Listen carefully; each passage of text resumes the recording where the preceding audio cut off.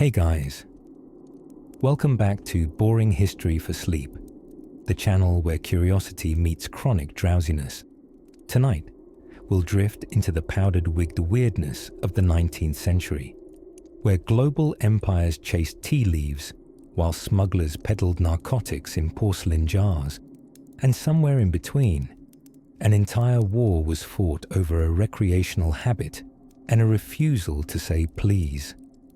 So fluff your pillow, pour yourself a warm cup of unimaginable injustice, and press that like button before your eyelids press themselves. Let me tell you about the time an empire picked a fight over a drug it wasn't supposed to be selling. It starts with tea. Naturally. You see, the British Empire had fallen face first into a steamy, steeped addiction in the 1700s. Tea was the Red Bull of genteel society, only served in delicate ceramic cups and with slightly more embroidery. But all that tea had to come from China. And the Chinese, clever as ever, didn't want anything the British had to offer in return. They did not care for wool, they did not crave muslin, and they certainly didn't need another crate of rusting British pocket watches. All they wanted was silver. Good, shiny silver. This annoyed the British Treasury mightily, which quickly began to resemble a broken piggy bank slowly hemorrhaging its lunch money to the Qing dynasty. So what do you do when someone only accepts cash and you're out of cash? Well, if you're an 1800s imperialist, you smuggle opium. Yes, opium.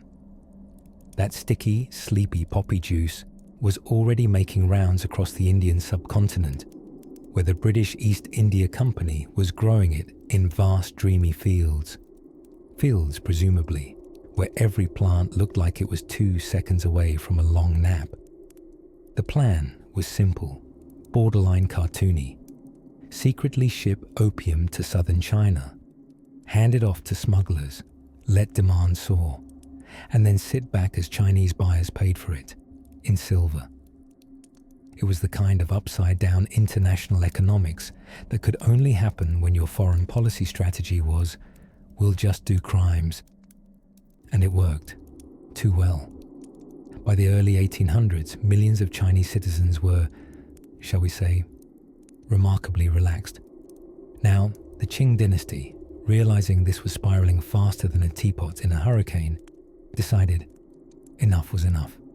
A nobleman named Lin Zexu, arguably one of history's most tragically overqualified customs officers, was sent to shut it all down.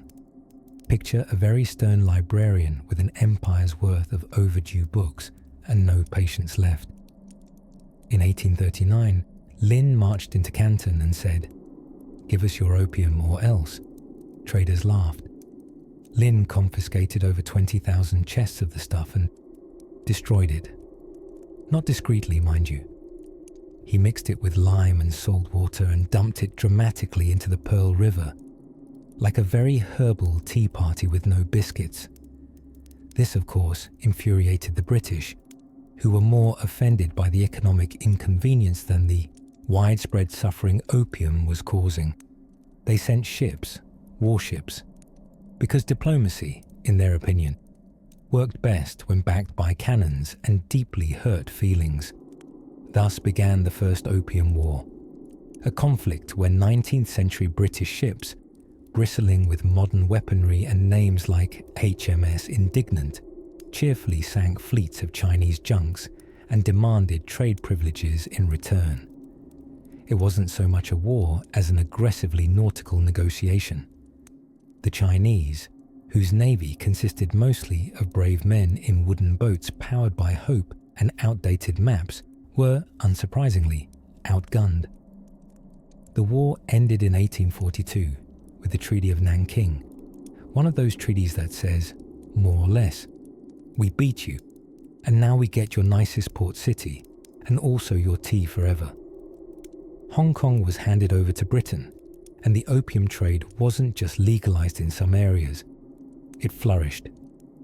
And therein lies the quiet irony, drifting like mist. A global empire, high on tea and low on ethics, went to war over their right to sell drugs to a country that didn't want them.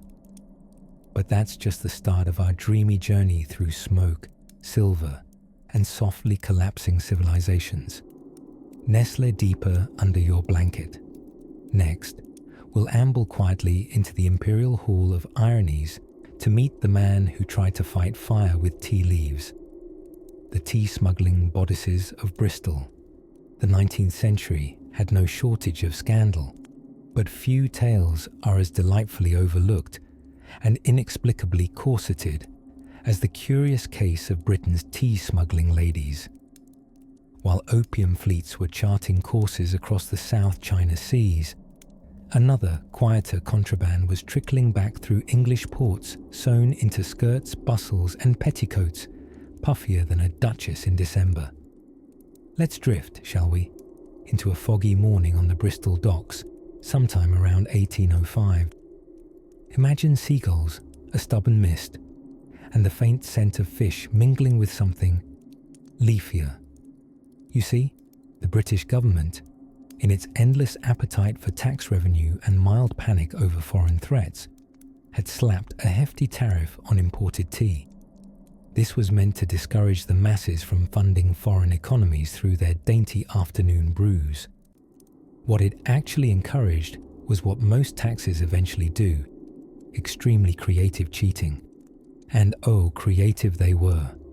Enter the smugglers, portly sailors with questionable hats, yes, but more intriguingly, women of the countryside armed with oversized dresses and zero regard for customs law. Tea, at its lightest, proved highly portable. Compress it slightly, wrap it cleverly, and one could carry several pounds of it sewn discreetly into the folds of one's undergarments. Hence, the rise of the smuggling bodice, a peculiar triumph of 19th century fashion engineering, designed not for silhouettes, but for cargo. Some bodices included up to 6 sewn-in pouches, some over the bust, others beneath the arms, occasionally even hidden in the more private geography of one's bustle. A rather formidable widow named Bess Cobbler reportedly made 13 successful runs up and down the Avon River, alone, with nothing more than a parasol and several ounces of premium Formosa oolong balanced elegantly on her sternum. 3 per pound on tea was no trivial matter. That's several weeks' wages for a working-class family at the time, and the fact that children were sent to sleep without supper if mum's mug was poorly brewed lends some emotional urgency to the endeavour. These weren't crimes of greed, but mischiefs of desperation and ritual. Few things are as central to the British soul as warmth in a cup and the illusion of civility. Of course, smugglers had to mind the excisemen, uniformed agents reduced to sniffing petticoats and occasionally being beaten off with baskets of root vegetables. These gentlemen wore quite serious tricorn hats and carried ledgers with terribly crisp corners. Their job was to intercept illicit leaf flow before it reached respectable parlours. But as always, bureaucracy proved no match for women who had spent their lives managing 3 children, 2 goats, a drunkard husband, and the exact temperature at which to scald a teapot. T1. One documented incident in 1808 involves a poor customs agent in Cornwall finding himself inconvenienced by a crowd of elderly women pretending to faint in rotation, blocking his path, while their niece, young Martha Plim, age 17, and already a smuggling prodigy, ambled past him, her dress rustling like a summer breeze full of jasmine and defiance. There are even tales of babies being borrowed merely as props, tucked in blankets that, upon closer inspection, crinkled unbaby-like with delicate Assam, and of carts full of carrots hollowed out to hide contraband crates labelled for soup. Despite the breadth of this demand-driven mischief, punishment for tea smuggling remained inconsistent.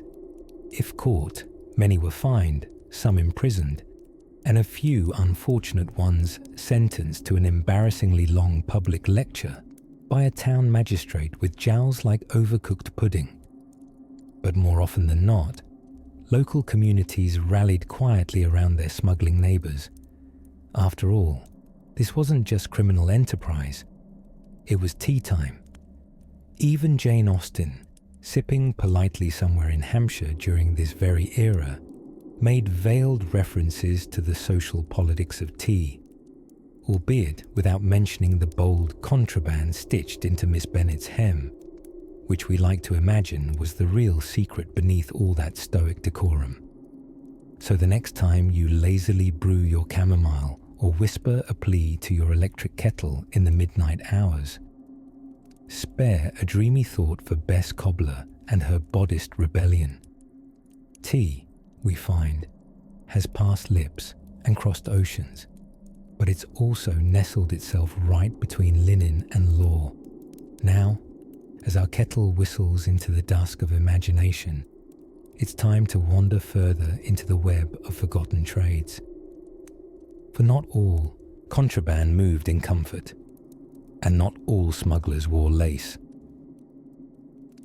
Rum and rebellion in the shadow of sugar. Let your eyes grow heavy as the sails of colonial ships droop in a sticky Caribbean heat. We're drifting tonight toward an island breeze, thick with sugar and a whisper of revolution. Not the kind that starts with liberty and ends in flags, mind you, but the quieter rebellions, the smuggling, the bribery, and the kind of bookkeeping where the ink smells suspiciously like old rum. Sweet dreams begin in sour barrels. Welcome to the 1830s, when the British Empire had conquered more time zones than anyone could reasonably keep track of, and found itself drunk not on glory, but on molasses. You see, while history often pours itself another glass of wine to talk about the opium wars in China, and we'll certainly get there, Britain was also binging on another sugary war far closer to home. Our story floats toward the West Indies, a lovely place where the sunsets are long, the parrots squawk insults in 3 languages, and tiny islands play host to enormous problems. Chief among them, sugar. Glorious, addictive, tooth-murdering sugar. For centuries, the Caribbean had been the empire's sweet tooth. Sugar plantations sprawled like verdant patchwork over hills and fields, watered by tropical storms and, less charmingly, by Britain's insatiable obsession with tea and cake. But here's the sticky twist. Sugar wasn't just a sweetener. In the 19th century, it was practically its own currency. It funded palaces, it built ships, it even served as the bass note, like some jazz-loving bassoon, for that most mischievous malady, rum.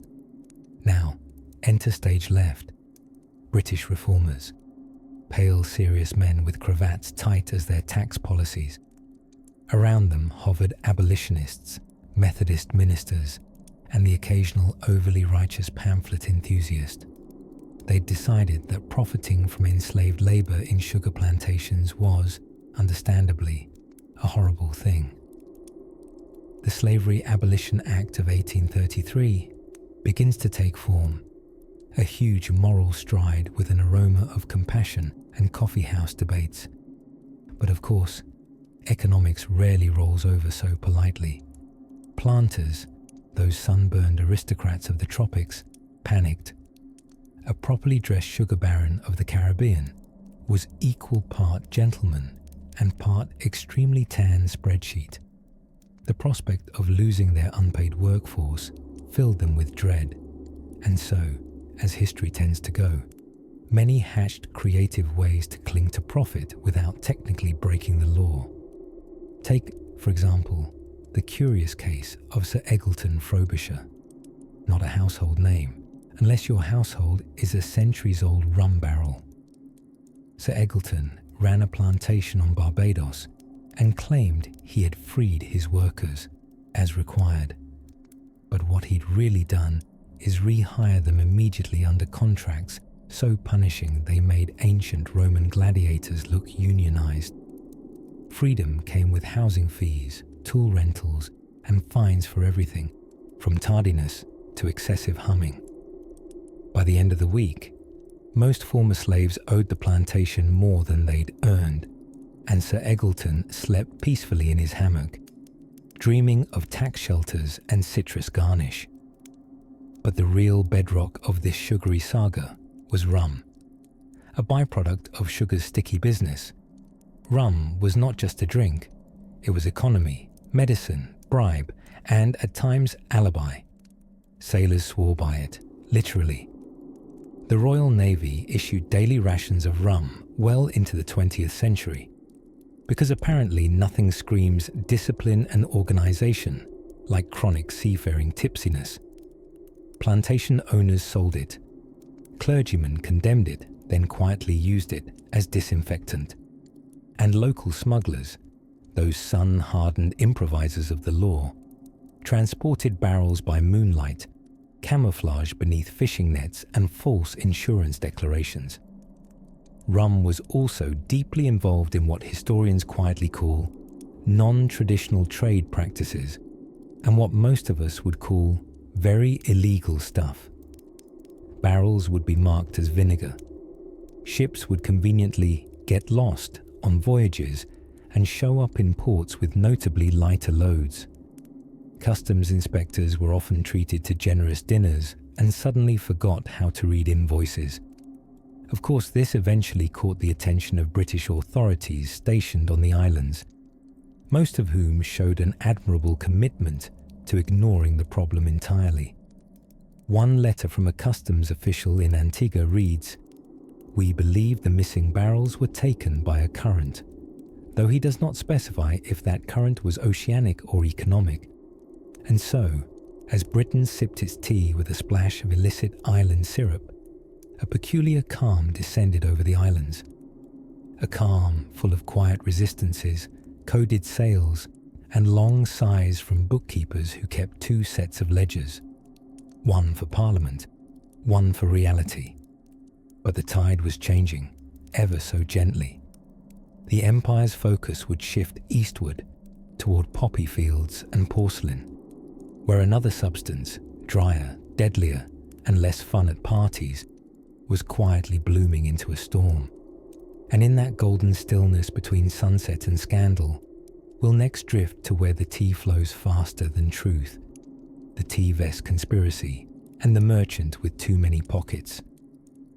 Imagine, if you will, a velvet armchair in an opium den, but make it embroidered in Canton silk and stuffed with the quiet dreams of underpaid Victorian customs officials. The year is 1838. The scent of tea leaves, sweat, and diplomatic indignation hangs like fog over Britain's breezy drawing rooms. And in the bustling Chinese port cities, British merchants wander about, looking altogether too confident and confusing tea with righteousness. Our scene curls softly around the curious tale of a man named Charles Eliot, a British naval officer turned enthusiastic warning letter writer. If bureaucracy had saints, Charles would be its patron, gently waving letters at people who had no interest in reading them. Imagine trying to serve cease and desist notices during an avalanche. That was Charles Eliot in Canton. But let's not race ahead. Let us first unfurl a subplot, perhaps not recorded in your high school history books. Probably because high school history books rarely have room for contraband tea smugglers with cleverly tailored vests. Yes, dear dreamer, here is where history buttons up its waistcoat. At the height of the tea and opium standoff between Britain and China, the most precious rattling on the docks wasn't musket fire or philosophical discourse. It was the clink of hidden metal tins sewn into the linings of vests. British merchants, desperate to balance their trade addictions, had begun smuggling silver, or better yet, opium, in pockets so numerous that their jackets rustled like chandeliers when they walked. One such merchant, whose name has been largely scrubbed from archival decency, was known among sailors as Pockets McFlurry. No one knows if that was his real surname, or just the odd result of opium and bad imagination. Let's be honest, probably both. He wore a magnificent waistcoat lined with 34 hidden compartments, each stuffed with dried poppy discs, letters of credit, or on one particularly bold afternoon, ginger biscuits from Sussex. But why such a vest? Well, Britain was bleeding silver in exchange for Chinese tea, porcelain and silk, and while tea calmed the afternoon nerves of London's elite, it also caused economic palpitations back at the Treasury. So British merchants, in an act of splendidly imperial denial, began offering opium instead of silver. The logic was, why use expensive money when you can just make everyone addicted and have them ask for more? China objected. Politely at first, with formal wear and court letters. Less politely later, with bayonets and barricading British warehouses full of the sticky stuff. Back to Charles Eliot. In 1839, he stood bravely, or perhaps just awkwardly, between the Qing government's fury and the British merchants' entitlement. He tried to convince traders to surrender their opium stores in exchange for the Queen's vague promise of future compensation, like an 1800s version of store credit. The merchants weren't pleased. Still, somehow it worked. Thousands of chests of opium, Swiss watch precision packed, were handed over and eventually destroyed. The Chinese commissioner Lin Zexu, ever the honorable bureaucrat, supervised the public annihilation with a flair that was both ceremonial and deeply vengeful. The opium was dissolved in trenches with lime and salt water, creating rivers of buttery melancholy winding their way into the Pearl River estuary. The fish, for the record, probably slept very well that week. This event, this soggy farewell to the narcotics economy, wasn't just a single glorious moment of moral protest. It was also, unhappily for all involved, the tightly wound spring of what would soon unravel into the First Opium War. But before we drift toward warfare, let us pause in this quiet corner of the tale. Picture a merchant somewhere in Canton, staring helplessly at a waistcoat now filled only with expired biscuit crumbs. Across town, Charles Eliot pens another letter to Queen Victoria, entreating her to take a firm stance on national honour, which is Victorian for, "We are annoyed that they destroyed our drugs." And so, like a poorly knotted cravat, tensions continue to twist. The tea has gone cold, the pockets have been emptied, and far over the sea, a fleet of Royal Navy ships is yawning awake. Sails whispering with imperial dreams. Let's let them slumber a moment longer, shall we? After all, the cannons don't fire until morning. Let's drift gently next into a quieter harbour, where something more surprising than muskets awaits. Tea, tiffin, and tactical misunderstandings. As the mists of the early 19th century rolled gently over the hills of colonial India, swirling around parasols and precarious moustaches alike, a most curious battle was brewing, not in the muddy trenches of war, but in the linen-scented drawing rooms and tea houses of the East India Company. You see, by this point in our tale, Britain had turned its addiction into an industry. The demand for Chinese tea among the English upper crust had snowballed into a frenzied national pastime. Imagine Lady Hortense, her pinky rigid with moral rectitude, sipping her third cup of oolong by 4 o'clock sharp, now quite unable to remember what life was like before leaf-based hydration became a spiritual necessity. But here's the mild-spiced twist. While Britain couldn't get enough of Chinese tea, China had no real interest in anything the British were offering in return. Wool, too itchy. Clockwork toys, delightful, but ultimately unimpressive compared to, say, 3,000 years of Confucian thought. And so the British faced a rather embarrassing trade imbalance, like someone trying to barter rubber ducks for truffles. Enter opium, that dreamy, toxic solution to Britain's financial woes. Grown en masse in the poppy fields of Bengal, refined with colonial efficiency, and shipped off to the shores of southern China with the same nonchalance one might send a birthday card.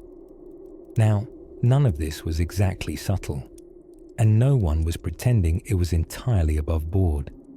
But the real intrigue, the stuff that history books often skip over in favor of canon counts and treaty dates, was just how absolutely absurd the diplomatic dance became once both sides realized they were neck-deep in a moral swamp constructed entirely of dried flowers and paperwork.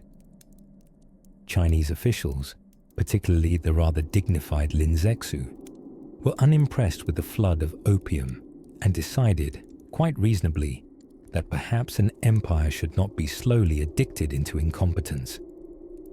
So Lin marched into Canton, now Guangzhou, a scroll in one hand and righteous indignation in the other, and attempted to diplomatically but firmly tell the British to knock it off. The British response? Well, dear listener, it was something akin to a butler throwing down his silver tray and starting a fencing duel because someone insulted the marmalade. You see, opium smugglers were technically British merchants, though the word feels a bit optimistic when they were often more daring than a pirate in a cravat. And when Lin Zexu seized and destroyed thousands of chests of opium, politely but thoroughly, the British were mortified, not because of the destruction itself, but because, heavens, the affront to property and trade etiquette. As British ships gathered off the Chinese coast, diplomats did their very best to compile politely aggressive letters that essentially said, "Terribly sorry, but unless you return our contraband narcotics, we may be forced to retaliate in the most gentlemanly of military fashions." The absurdity escalated, as only 19th century geopolitics can, into cannon fire and creaky ships exchanging insults in smoke-swirled air while both sides tried to maintain straight faces. Britain demanded compensation, both for the opium and for the insult. China, in turn, asked, entirely reasonably, for the British to stop pushing drugs like a monocled downtown alley dealer with a pension. There's something wonderfully sleepy and surreal about it all. The way diplomacy was handled like a dinner invitation gone wrong. Imagine a formal letter written in calligraphy, sealed in wax, beginning with, "It has come to our attention that 50,000 chests of opium are missing, and we suspect you may have incinerated them." And in return, a crisply worded reply suggesting that, while unfortunate, such actions demand repayment and that stern retaliation may occur, possibly during the monsoon season. Through it all, tea remained the silent observer, steamed and poured, sipped in porcelain cups by merchants, governors and messengers alike. The cause and companion of a war where no one truly admitted what they were fighting about, not out loud at least. And while this particular chapter of sleepy imperial absurdity was just beginning to unravel, the bales of opium floating along the Pearl River carried tales of merchant punting disasters, opium dens built behind tea houses, and a British captain who once tried to use a tea crate as a life raft, unsuccessfully, but with extraordinary poise. As embers settled and letters sailed across continents, the winds whispered of a coming conflict. But for now, let us gently drift into quieter currents, where the ships are silhouetted in moonlight, and the coastal fog smells faintly of jasmine, silver, and scandal. Soon, we'll hear the tale of a commissioner so determined to dry up a drug empire, he nearly drowned in a paper trail. But that's nearly upon us, and you, dear listener, may begin to feel quite ready for dreams. The allure of the Yuan celestial pipe, opium dens and afternoon teas. In the soft glow of gaslight and the musty lull of velvet drapes, something peculiar was wafting through the parlors of 19th century cities. A dreamy haze of incense, laughter, and slightly too long philosophical tangents about the shape of furniture. It wasn't the whimsical delirium of Renaissance poets or the mysterious madness of lovesick Victorians, though it often looked quite a bit like both. No, this was something smokier. A gentle, curling fog rising from porcelain pipes, leaving behind the distinctive perfume of the Far East. Opium. Now, you might be picturing something exotic or nefarious. Perhaps a shadowy room full of waifs and mustache-twirling villains. But much like tea cozies and existential dread, 19th century opium culture was both more domestic and more mundane than legend suggests. It was frankly quite boring and deeply British. Let's set the scene. Imagine it's London. 1843. You've just taken off your cravat after a taxing morning of debating whether railroads offend morality. The afternoon is yours. What will you do? The options are plentiful. Arrange your collection of taxidermy frogs, pen a sonnet about the damp, or, if you're truly fashionable, partake in a little smoked contemplation at your local opium den. Despite what dramatic penny novels might lead you to believe, these dens were often more like smoky tea rooms than dens of iniquity. Think mahogany chairs, potpourri that somehow included tiger balm, and little dogs with names like Sir Barksworth, sniffing suspiciously at the cushions. It was all oddly civilized. The patrons weren't exclusively shifty-eyed ruffians. They were artists, bankers, night shift footmen, and half-retired army colonels who hoped opium might distract them from the sheer tedium of peacetime. And if the furniture was plush and the company talkative, the drug itself was surprisingly normalized. Laudanum, a tincture of opium and alcohol, was sold over the counter in elegant glass bottles, often adorned with floral motifs and delightful warnings like, 1 spoonful cures melancholy, 2 spoons may end your week. Apothecaries advertised it for everything from coughs to existential dread, and it was particularly popular among poets who'd rather hallucinate than edit their metaphors. Still, not everyone was puffing in peace.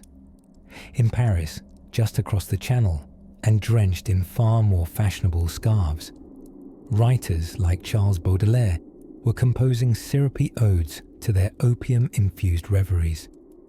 He coined phrases like artificial paradise, which sounds magical until you remember his health was held together largely by coffee and sighs. Meanwhile, in China, that distant source of all those lovely lacquered pipes, matters were significantly less dreamy. The influx of British opium was rapidly unravelling the social order, and while Londoners were curling moustaches and giggling at shadows, Chinese officials were very much not entertained. And so, as polite drawing rooms filled with sweet spiralling smoke, tensions abroad burned hotter than a poorly stoked East India teapot. Back in Britain, though, opium was still comfortably ensconced in everyday life.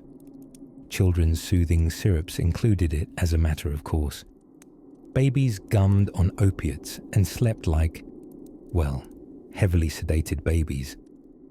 Even Queen Victoria's personal pharmacist was rumoured to be a fan of giving a little tincture for the nerves, which is perhaps why her reign was so long and calmly disapproving.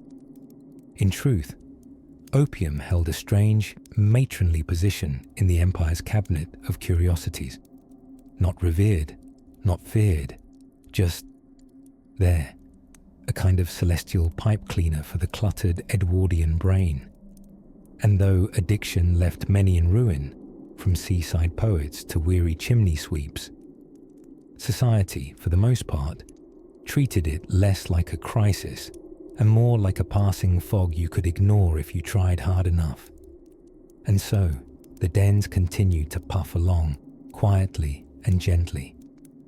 Little havens of stupefied chatter, where ideas died as slowly as conversations about the price of marmalade. But soon the dreamlike indulgence would sour, the sweetness would curdle.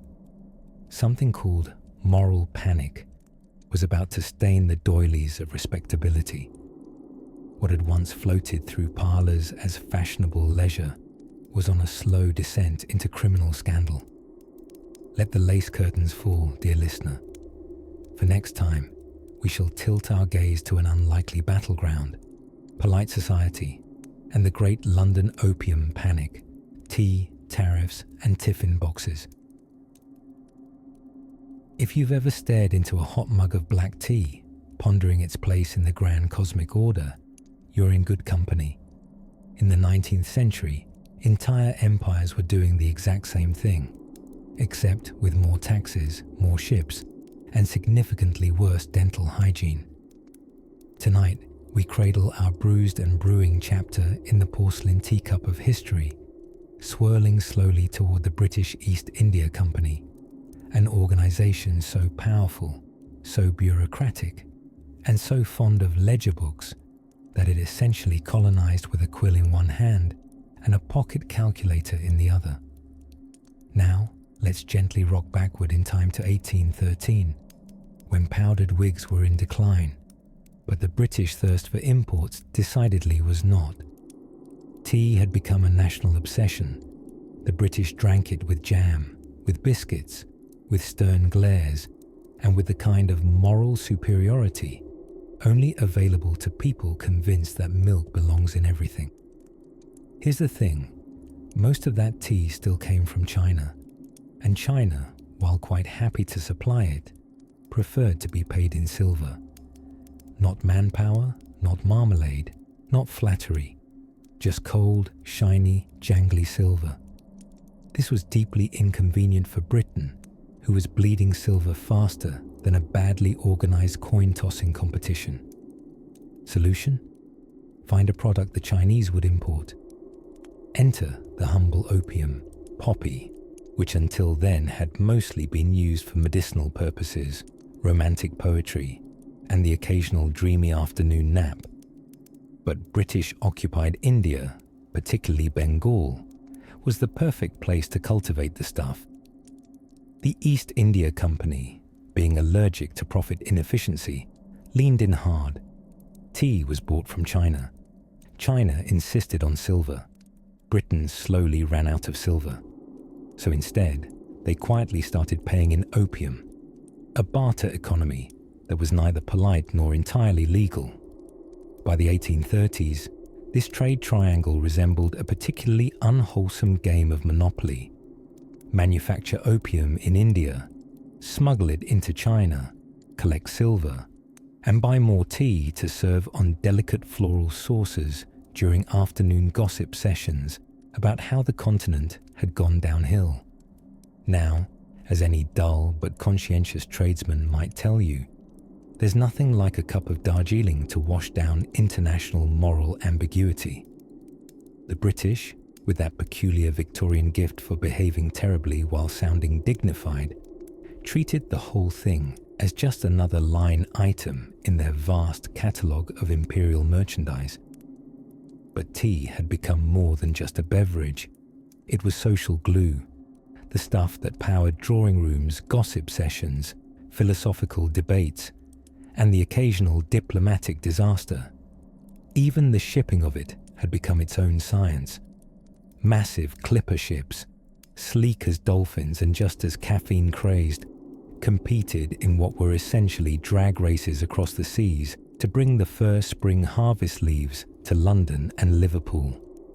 Meanwhile, across the ocean, Chinese officials were growing more and more agitated at the flood of foreign opium ebbing into their ports, particularly Canton. It seemed the swap of tea for poppy was causing something of a national health crisis, not to mention economic strain.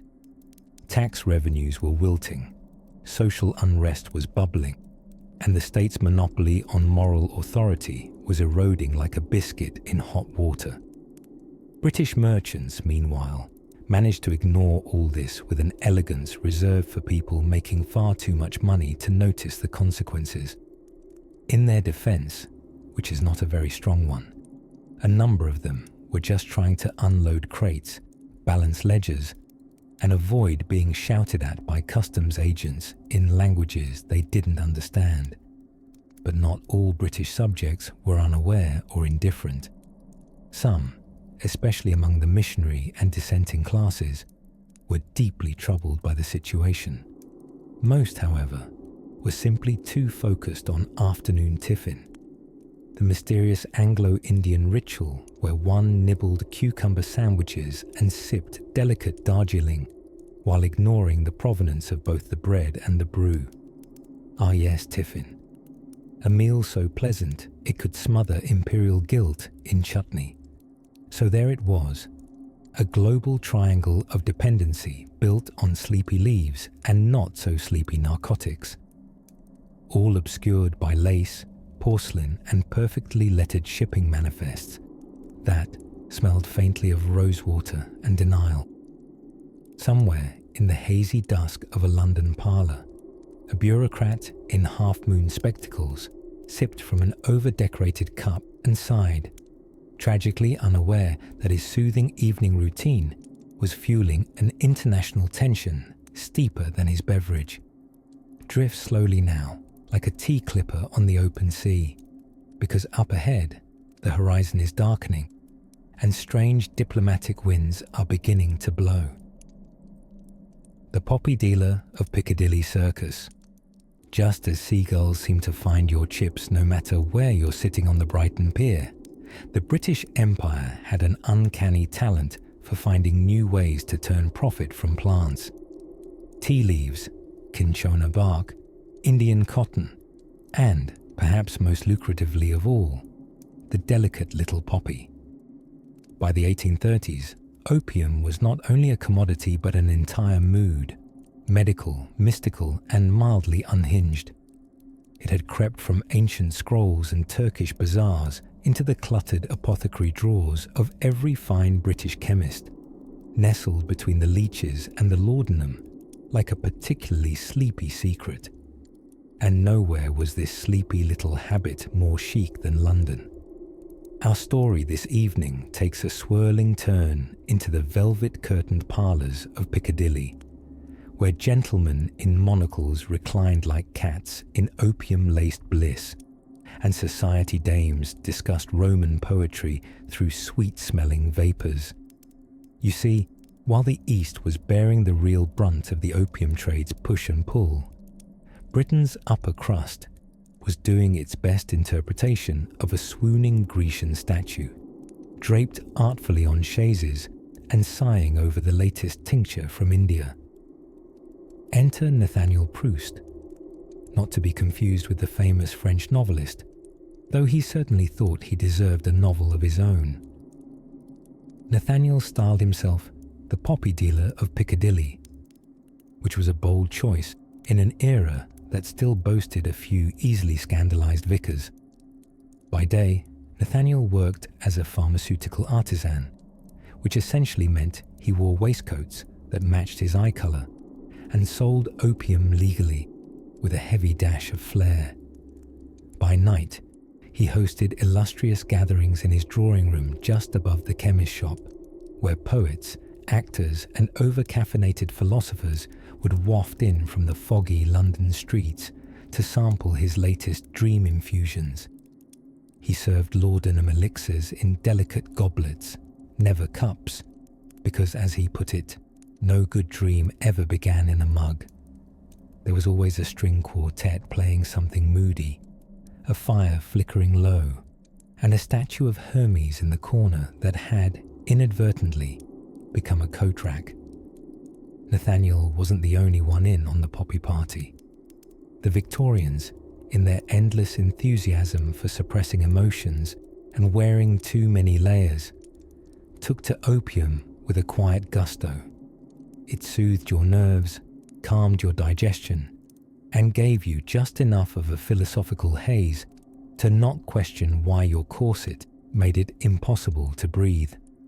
Pharmacies advertised it liberally in ads that now read like poetic death threats.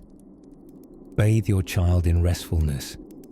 Opium soothing syrup, crowed one cheerful poster, often accompanied by an image of a toddler who looked 3 parts cherub and 1 part unconscious. Doctors were dosing infants, housewives were sipping away their sorrows, and respectable men were penning woozy editorials on the medicinal value of dreams. It's easy now to tisk and wag fingers at it all, but in the blur of gaslight and empire, everything felt foggy. The line between medicine and mischief was fuzzier than the Queen's favourite corgi. And for Nathaniel, it was about art as much as commerce. In fact, he insisted that each batch of his concoctions be stirred with a silver wand, and never in a clockwise direction, lest it disturb the symmetry of the soul, whatever that meant. What's curious and quietly hilarious is that while London was swirling itself into a scented opium trance, official policy back home was getting uncomfortably sober. Committees started forming. Reports were being written in calligraphy so dense you could get a headache just looking at the titles. By the 1860s, murmurs of regulation floated through Parliament like an uninvited draft, whispering things like public health and moral backlash. Nathaniel aged gracefully in a dreamlike haze of licorice lozenges and foxglove tea. He never married, though it was rumoured he fell in love once with a museum docent who specialised in Egyptian burials and who claimed the British Museum was haunted by someone named Frank. As demand for opium shifted, and as trade tides turned more turbulent, our charming poppy dealer saw fewer violinists and more inspectors. His glamorous elixirs gave way to tighter regulations and a note on the door that read, "Temporarily closed for reflection and tea." But the legacy of Nathaniel and his foggy salon of thinkers, tinkerers, and theatrical sighs lived on. For in that golden window between ignorance and legislation, between trade and trouble, he personified a brief but blurry era when drugs were chic and chemists wore cravats. And so, with a soft sigh and a clink of a goblet being set down just so, we edge into the quieter corridors of this strange historical waltz, toward a moment when the Empire's dreams would begin to tremble on a steamer deck bound for darker shores. Port cities and poppy leaves. Let's float now into a foggy harbour, somewhere between the tang of sea salt and the delicate whisper of tea leaves being packed into crates. It's the 1840s again, and our setting tonight is the swaying, creaking world of colonial port cities, the kind where the air always smells faintly of damp wood, tobacco dust and scandal, and where the hum of global trade is conducted entirely by people half a day late and 3 sheets to the wind. One such city was Canton, now Guangzhou, a sleepy, suspicious corner of southern China that became the boiling kettle of one of history's most passive-aggressive trade arguments. You see, the British dearly loved Chinese tea, positively obsessed with it. Earl Grey had become less of a beverage and more of a national identity. But tea required silver, not leaves or friendly bartering, hard silver. And Britain was rapidly running out of shiny coins after a few centuries of spending like a nobleman in a feathered hat who'd just discovered gambling. So, in a moment of what historians tend to call colonial creativity, British merchants began quietly introducing another product into the mix: opium, a relaxing little substance made from poppies that was about as welcome in China as a raccoon in a porcelain shop. Trouble was, people liked it. Too much. Now here is where our harbour grows mistier and slightly more ethical grey. Imagine a sailing ship anchored calmly in harbour, rocking slightly as crates are being unloaded. Tea in, opium out. Around it, gondolas and fishing boats bob along, blissfully unaware they are now unwilling extras in a long-running pharmaceutical soap opera.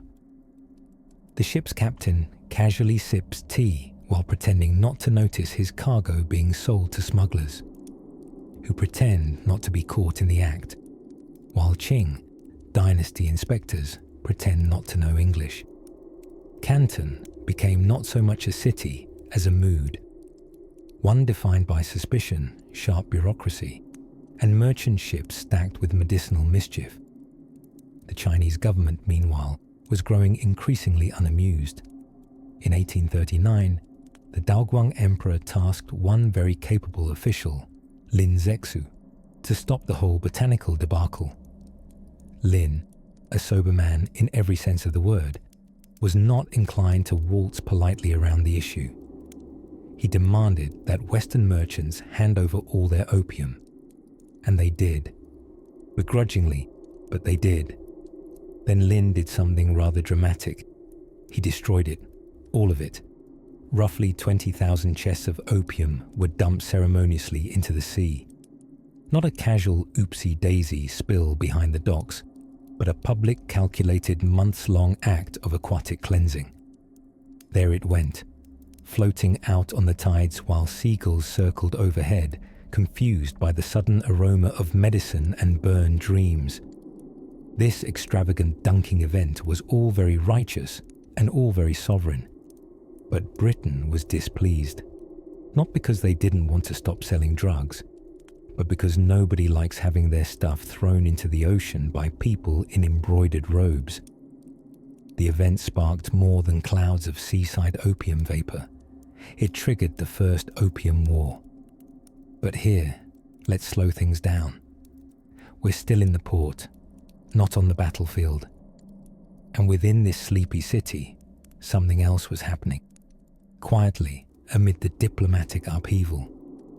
Warehouses creaked as dock workers stacked bricks of compressed tea beside sacks of cinnamon and nutmeg. Children ran through alleyways chasing lanterns, unaware that their city had become the epicenter of something global and strange. British merchants sat at writing desks, scribbling out bills of lading with one hand and stifling yawns with the other. And Lin, he paced, deliberate, thoughtful, a man trying to hold back a tide with little more than bureaucracy and moral clarity. He wrote letters to Queen Victoria, earnest, eloquent, and thoroughly unamused, asking how a civilization claiming moral superiority could be this enthusiastic about narcotic sales. He never got a reply. History often paints these cities in grand brushstrokes of war and empire. But here, if you listen carefully, there's a softer story of scribes hunched over tea-stained journals, of perfume mixing with gunpowder in narrow alleys, of merchants arguing over spice tariffs while whales pass silently in the bay.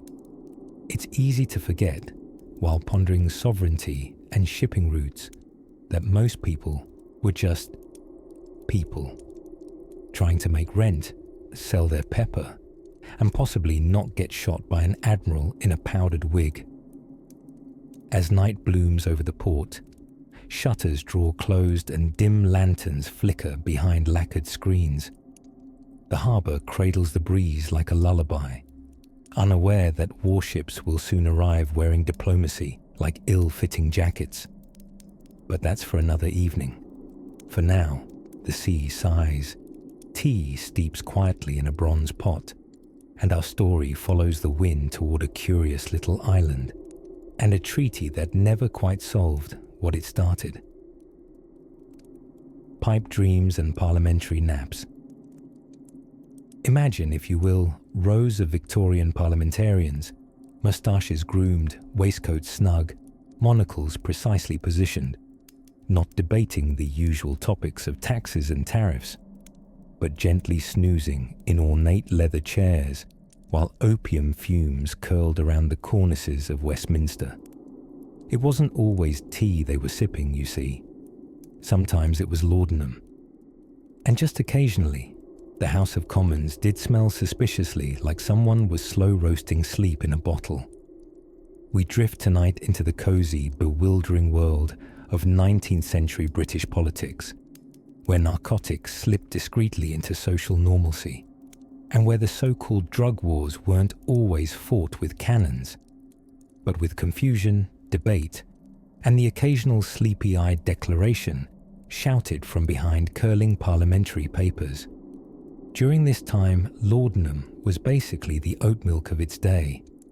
Everybody had it, nobody questioned it, and it found its way into everything from cough syrups to hysteria tonics, to what Victorians affectionately referred to as cerebral calmatives, which were just liquefied naps in a bottle. Made mostly of alcohol and opium, laudanum was glamorously Victorian. It shimmered in apothecary windows like amber syrup from a particularly reckless beehive, and was sold to aristocrats, poets, and overworked chimney sweep families alike. Even in Parliament, it was not unheard of that a Member of Parliament, a phrase which always sounds more respectable than it often deserves, might take a drop of tonic mid-session. Winston Churchill, though from a slightly later vintage, would surely have raised an eyebrow and a whiskey glass in solidarity with his laudanum-loving predecessors. It wasn't uncommon for impassioned debates on imperial trade routes or the decimal system to be interrupted by a cough, followed by a long sip from a flask, followed by a moment of serene silence, interrupted only by the mild snores of Lord Featherstone, or perhaps the audible tapping of Prime Minister Viscount Palmerston's eyelid as he dozed off mid-debate. Who could blame him? The combination of opiate-laced bitters and parliamentary speeches on wool tariffs was a lullaby too potent for even the most caffeinated mind. And while Victorian society was gently covered in the gauzy veil of acceptably marketed narcotics, the actual governments were embroiled in a contradiction. On one hand, they taxed and profited from opium's lucrative trade across Asia. On the other, they tried, quite unsuccessfully, to act as though they were horrified by the very product that funded their tea.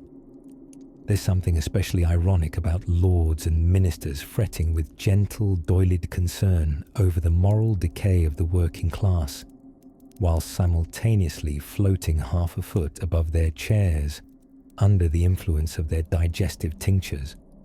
But such was the British way. Stoic denial paired with elegant intoxication. Take, for example, the debate surrounding the Opium Acts, not those with cannons in the East, but the subtle local legislation attempting to regulate these medicines on home turf. Various attempts to restrict access were made, generally with the firmness of a sleeping kitten. A bill would be proposed, a few wigs would wag, and then Sir Whittingford Alabaster would faintly suggest they postpone deeper legislative discussion until after luncheon, perhaps next spring, or never. That said, concerns did begin to rise. Doctors, many of them suspiciously woozy, warned of moral fatigue among the clerking class. Poets such as Coleridge and Thomas de Quincey confessed their love not for people, but for poppies. De Quincey: Confessions of an English Opium Eater made opium sound less like a life-threatening addiction and more like an underground literary club where everybody wore silk. Still, for a time, Britain floated, both metaphorically and, in some cases, quite literally, on a cloud of psychotropic comfort. Society swayed gently in its corsets, stitched up tight with moral propriety on the outside, but filled with a soft, sleepy wobble within. And so, Parliament carried on, debating tariffs, trade, and the troubling rise of shiny-eyed hallucinations in Brighton, and drifting collectively into one of the gentler chapters in a much harsher global tale. But not forever, because as the British government slathered itself in softly scented denial, stirrings from abroad began to tug at the dreamy edges of their empire. A certain substance, once traded like silk and sold like salvation, began to gather darker clouds, not just in China, where the opium wars rumbled still, but in the heart of India, where the growers, the growers, were beginning to speak. And that's where we'll wander next, through golden fields and imperial schemes, as the dream begins, ever so gently, to unravel. The apothecary's teacup and the congressman's nose. In the spring of 1871, in a quiet parlour somewhere between Washington, D.C. and a very confused horse stable, an apothecary named Horace Blint was brewing what he firmly and loudly believed to be the medicinal elixir that would cure everything from syphilis to talking in one's sleep. Of course, most of his remedies tasted of burnt fennel, smelled like boiled raccoon, and caused mild prophetic visions, but this did little to diminish Horace's confidence. Horace was not alone. Across the teacup-stained wooden counters of druggists and pharmacists in America's bustling post-Civil War towns, a revolution in at-home pharmaceuticals was afoot, with no FDA to speak of and only a loose definition of the word medicine. 19th-century drugstores sold such calming delights as heroin cough syrup, cocaine-infused lozenges, and morphine milkshakes. What a time to be mildly inconvenienced by a sore throat. Now, none of this was technically illegal. In fact, it was delightfully common. And while a few moral crusaders did wave wildly at the rising clouds of opium smoke, most were too busy sipping laudanum, a sweet morphine cocktail, to notice. It was a society wrapped in lace, hoop skirts, and profound chemical dependency. But back to Horace. His claim to fame, aside from once snorting camphor accidentally and singing God Save the Queen in perfect German, was a tonic he called Nervexis, a beautifully labelled bottle of mostly alcohol, a dash of coca leaf, and a hint of belladonna for flair. He insisted it made the brain glide with higher elegance, which essentially meant it made people forget what doors were for. Among Nervexis's many devoted customers was Congressman Lucius P. Cobble, a gentleman with a waxed moustache of such ambition it required weekly grooming by a retired falconer. Cobble suffered from notions, a condition he vaguely described to his constituents as involving occasional dizziness, persistent melancholy, and sporadic bell ringing in his left ear whenever someone uttered the word tariff. A committed man of the people and a man of Nervexis, Cobble introduced a bill proposing that all postmen be required to hum while delivering mail, thus creating what he called a melodic national mood. This passed the House remarkably quickly, leading some to suspect most of the chamber was also partaking in Nervexis, or something even stronger. You see, politics and pharmaceuticals had an immensely cozy relationship in the 1870s. Not cozy in a nefarious, lobbyist under-the-table kind of way, but cozy in an everyone is frequently tripping kind of way. Gentlemen in top hats roamed the capital's marbled halls, quoting Roman poets they'd never read, and stroking marble busts of former statesmen, as if to ask them privately for legislative advice. None of this would have been terribly concerning if not for one fateful congressional session, in which an unlabeled apothecary crate the work, naturally, of good Horace, found its way into the cloakroom. It contained a concentrated form of Novexis, affectionately named Bliss Elixir Number 5, and had the unfortunate ability to creep into the bloodstream quicker than a scandal. The elixir did its work swiftly. For one memorable Tuesday, the US House of Representatives collectively agreed to fund something called the National Cat Museum and Feline School of Performance, based on a 437-word passionately whispered proposal by Congressman Coble, during which he briefly wore his cravat as a bandana and referred to cats as mirror-furred philosophers. It passed 218 to 3. The three dissenters said they didn't oppose the idea, per se. They simply had actual cats and knew better. Back in his parlour, Horace heard about this via the illustrated newspaper and immediately tried to patent the word meowthropology. His filing was incomplete. He accidentally mailed his handwritten application to a glass factory in Ohio, but he felt spiritually victorious. There was now, you see, no turning back. America's political and pharmaceutical landscapes had become softly entangled, like a pair of socks in a warm laundry basket, or two friendly raccoons in a canoe. Medicines and mind-altering substances were drifting, unchecked and unbothered, across counters and cabinets. And somewhere between a bubbling beaker and a half-asleep senator, history inched its way toward not just addiction, but regulation, overcorrections, and even, eventually, a little thing called aspirin. But that, dear dreamer, is a story best swirled in the night air of the next moon-drenched chapter, where the pianos are silent, the smugglers a bit clumsy, and someone loses quite a lot of opium in a basket meant for turnips.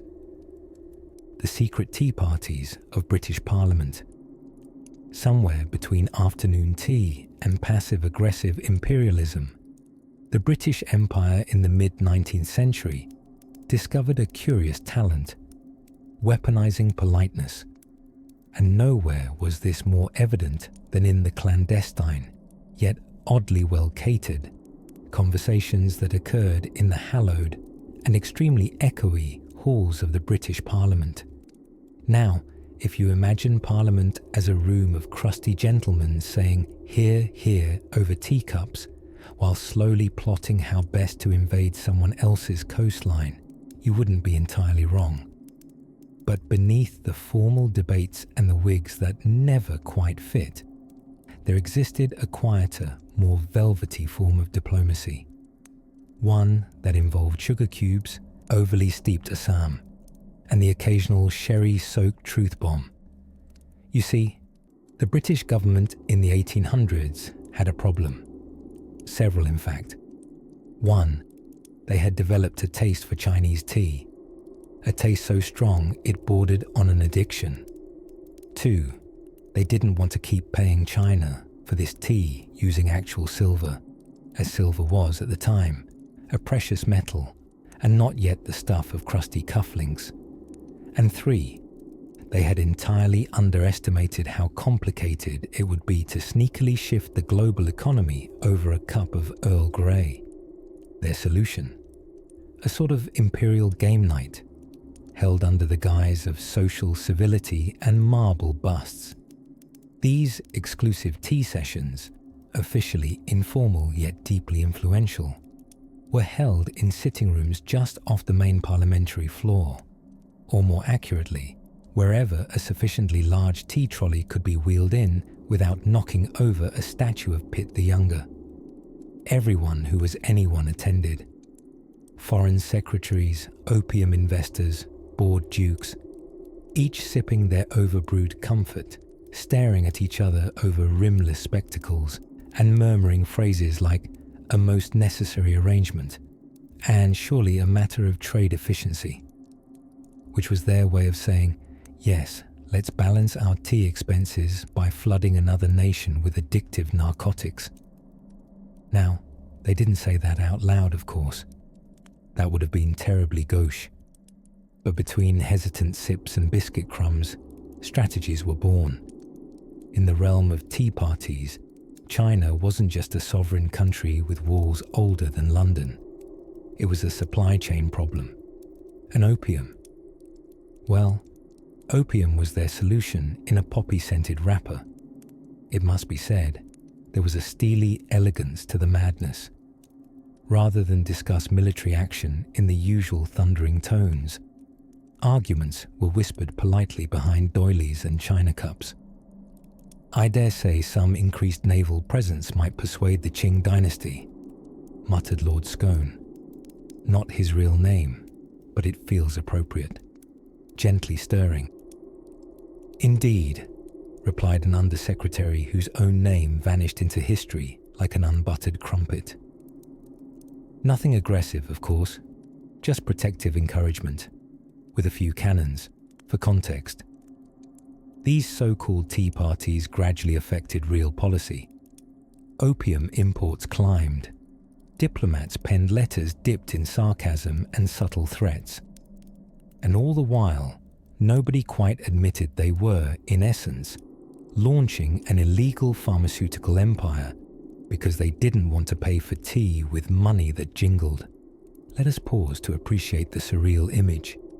An empire, adorned in frills and frostbite, planning a narcotic trade over scones and jam, while somewhere in Canton, Chinese officials were wondering why thousands of their citizens were buying poppy-scented oblivion instead of just switching to hot water and lemon like normal people. And through it all, Parliament maintained an air of plausible deniability most commonly seen in toddlers who claim they didn't eat the biscuit despite being covered in crumbs. The addiction wasn't just in opium. The addiction was in doublespeak. The thrill of conquest not by sword, but by spreadsheet, by slip-of-the-tongue motions passed between gulps of Darjeeling. Of course, not everyone approved. Some MPs had the gall to say, out loud, that forcing a drug crisis across the ocean might be somewhat regrettable, but they were quietly moved to subcommittees, where they were assigned the exciting task of cataloguing naval rope supplies, for the safety of the empire, obviously. Thus, amidst buttered toast points and starched napkins, the great rot of the tea-opium bargain continued to steep, darker, stronger, with a flavour not even 3 sugar cubes could mask. And as the sun set through the high windows of Westminster, and the last dish of clotted cream was carted away by a man whose name history has kindly omitted for his own dignity, a new kind of war was already steeping, one that sailed westward with cargo holds full of dreams, deceit, and rather a lot of poppies. Next, we drift gently east again, to a harbour full of protest, porcelain, and an emperor growing very, very tired of British hospitality. The smoke-filled parlours of Paris and the allure of hashish, somewhere between the Eiffel Tower's first metal beam and the Renoir paintings that still glitter with a sleepy swirl of afternoon light. Paris in the mid-19th century was quietly, luxuriously stoned. Not in the frantic, psychedelic wolf vision kind of way. No, it was the lacy, opulent, sit upon a velvet divan and contemplate almond paste sort of stoned. The kind only a truly drowsy intellectual could enjoy, powdered with lace and literary ambition. All thanks to a gooey, spicy substance called hashish.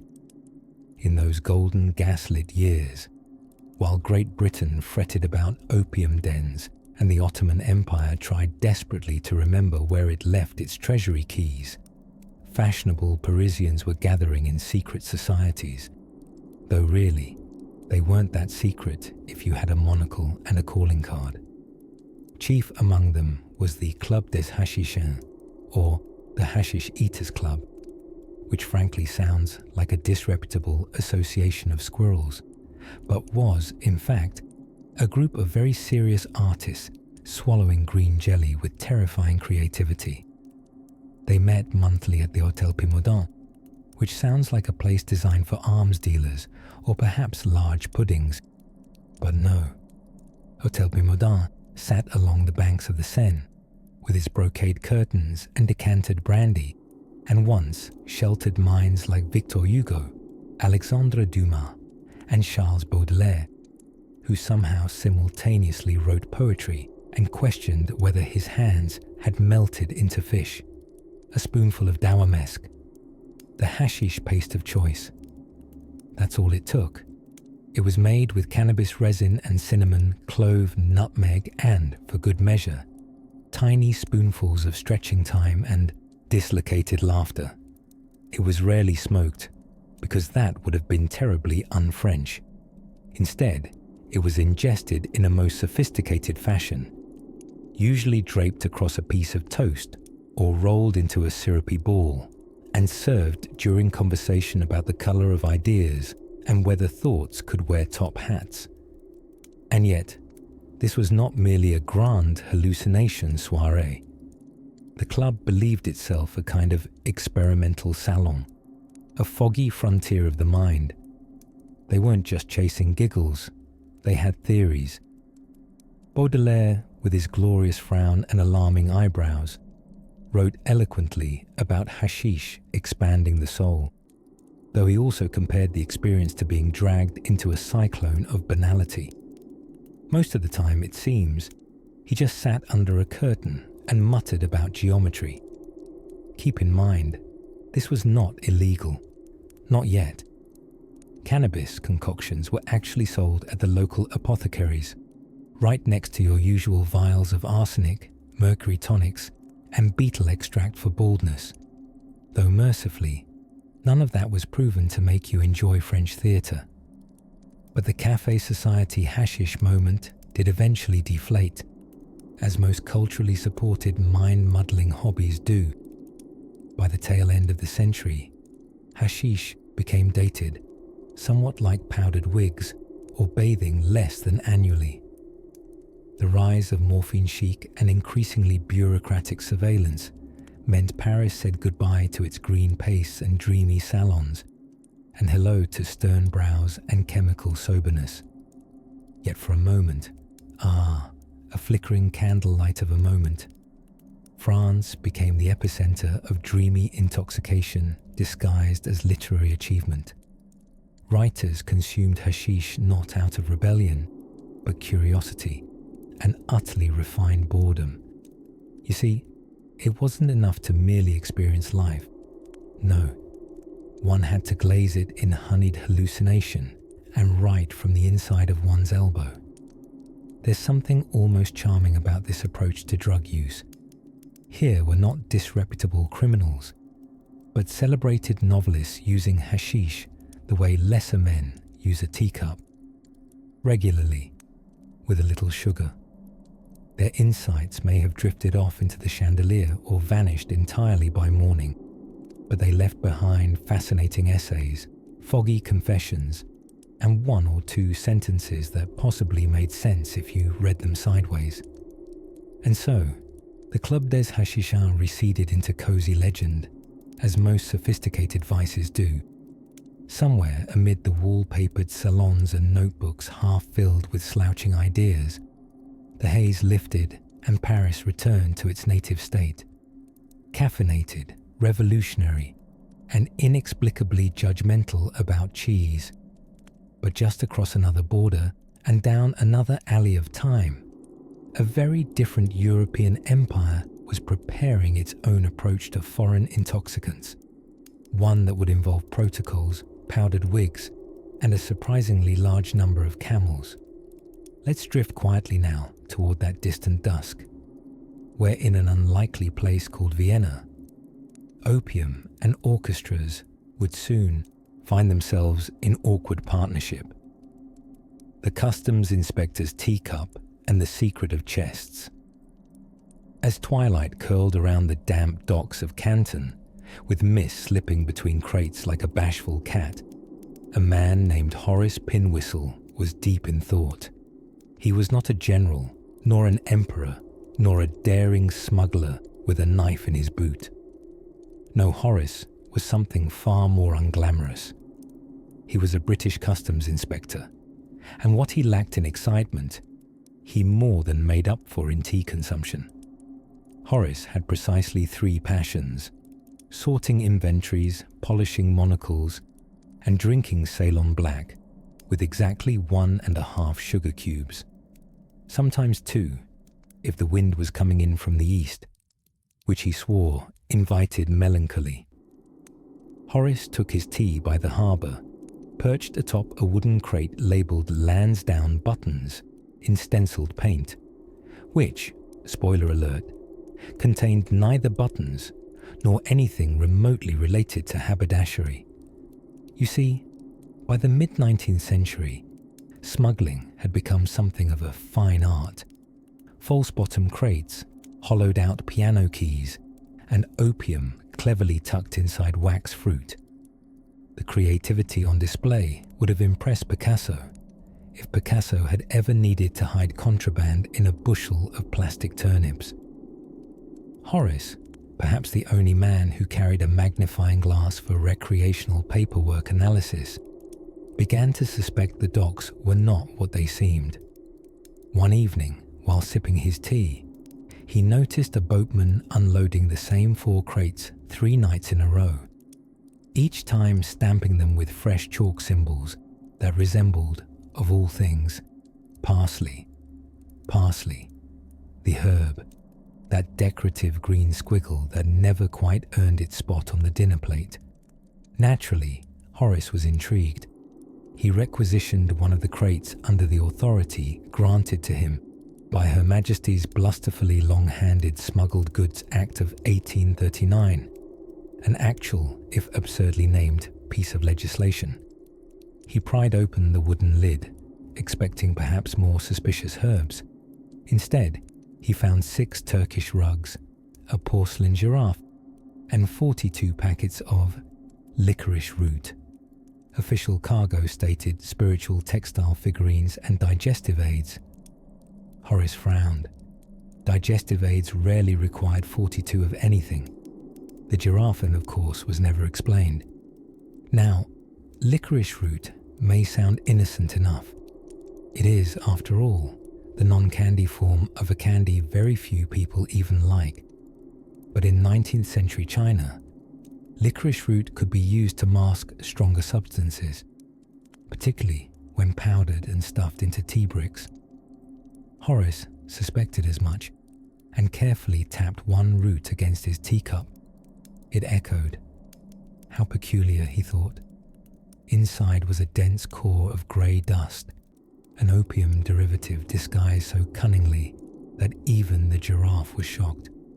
This accidental discovery earned Horace a promotion to Assistant Under-Commissioner of Maritime Curiosities, a title so bewildering that it came with its own glossary. But Horace didn't care about the praise.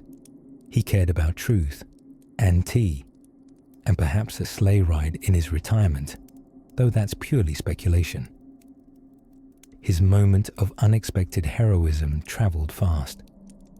Smugglers grew cleverer. The next batch of suspect cargo arrived inside Corinthian columns shipped as garden art. Horace, now armed with a chisel and an eye that twitched whenever he smelled lavender varnish, cracked open one column to find yet another giraffe.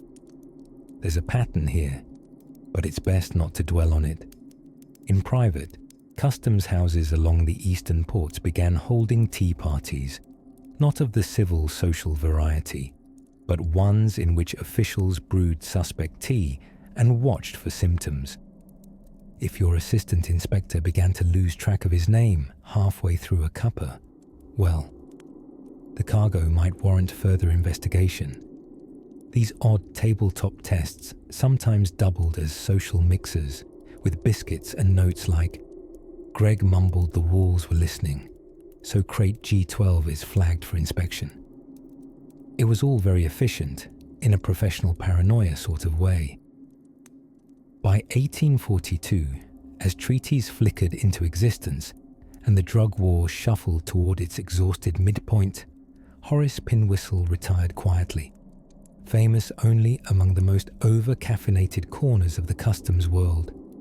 He left behind a worn crate labelled simply "Retired", and inside it, his prized teacup, a monocle, and a note that read, "Be cautious of parsley." It was framed in the Customs Museum of East India for several decades, before being mistakenly used as a flower pot in a cost-cutting renovation. But Horace's odd folklore lingered, and as the dust of paperwork settled over docket and dispatch, a new chapter loomed, not in the stale offices of inspectors, but far west, where sailors squinted toward unfamiliar deserts and diplomats packed their umbrellas with good intentions. Let's drift in that direction next. Softly now, with tea still warm in hand, the tea-smuggling grandmas of Kent. As the sun set gently over the chalky cliffs of England's southern coast in the late 1800s, the sleepy farmland of Kent curled itself under a woolen blanket of dusk. Soft baaing from distant sheep mingled with the hush of breeze-whispered hedgerows. But beneath this pastoral lullaby was a story so thoroughly boring it loops back into being strangely fascinating. A tale of contraband leaves, little wicker baskets, and grandmothers who smuggled tea like Victorian ninjas in bonnets. Yes, tonight we tiptoe through the tea-smuggling grandmas of Kent. It all began with taxes. And don't worry, these aren't the kind of taxes that make you panic and reach for an abacus. These are the dreamy, slow-motion kind, the kind that only exist to lull you into slumber with their gentle, fiscal nonsense. See, tea, or as it was affectionately known by sleepy Britons, liquid civilization, was outrageously taxed in the 18th and 19th centuries. A pound of tea might cost more than a moderately spirited mule. And attempting to avoid said taxes, well, that made you a smuggler. Or in a cosy cottage in Kent, with the scent of lavender rising from the windowsill, an elderly woman with a surprising knack for international crime. These pensioners of petty crime weren't exactly plotting in candlelit basements with maps and flintlock pistols. No, their toolkits were knitted shawls, deep pockets, and violently floral teapots. Under the stiff, frilly skirts of British respectability, these grandmothers carried ounces of illicit Darjeeling, tucked expertly under tins of gooseberry jam. French merchants along the coast would ferry over the leaves under cover of darkness, often calling them textiles on ship manifests, because nothing pulls colonial attention like drapery, and greeting them at hidden coves and quiet harbours were little groups of local women, baskets on their arms, no doubt humming lullabies so convincingly sweet that any customs inspector would become instantly sleepy. During this time, the government's enforcement of tea regulation grew more and more absurd. By 1822, the cost of taxed tea had become so high that an estimated 7 out of every 10 cups drunk in England were technically criminal. Imagine waking up with a cosy cuppa and realizing your breakfast counted as a federal offence. Oh dear. The grandmothers of Kent were particularly famous not for their ruthlessness, heavens no, but for their hospitality. Officers knew who the culprits were. Everyone did. But the enforcement agents, known ironically as excise men, had trouble making arrests.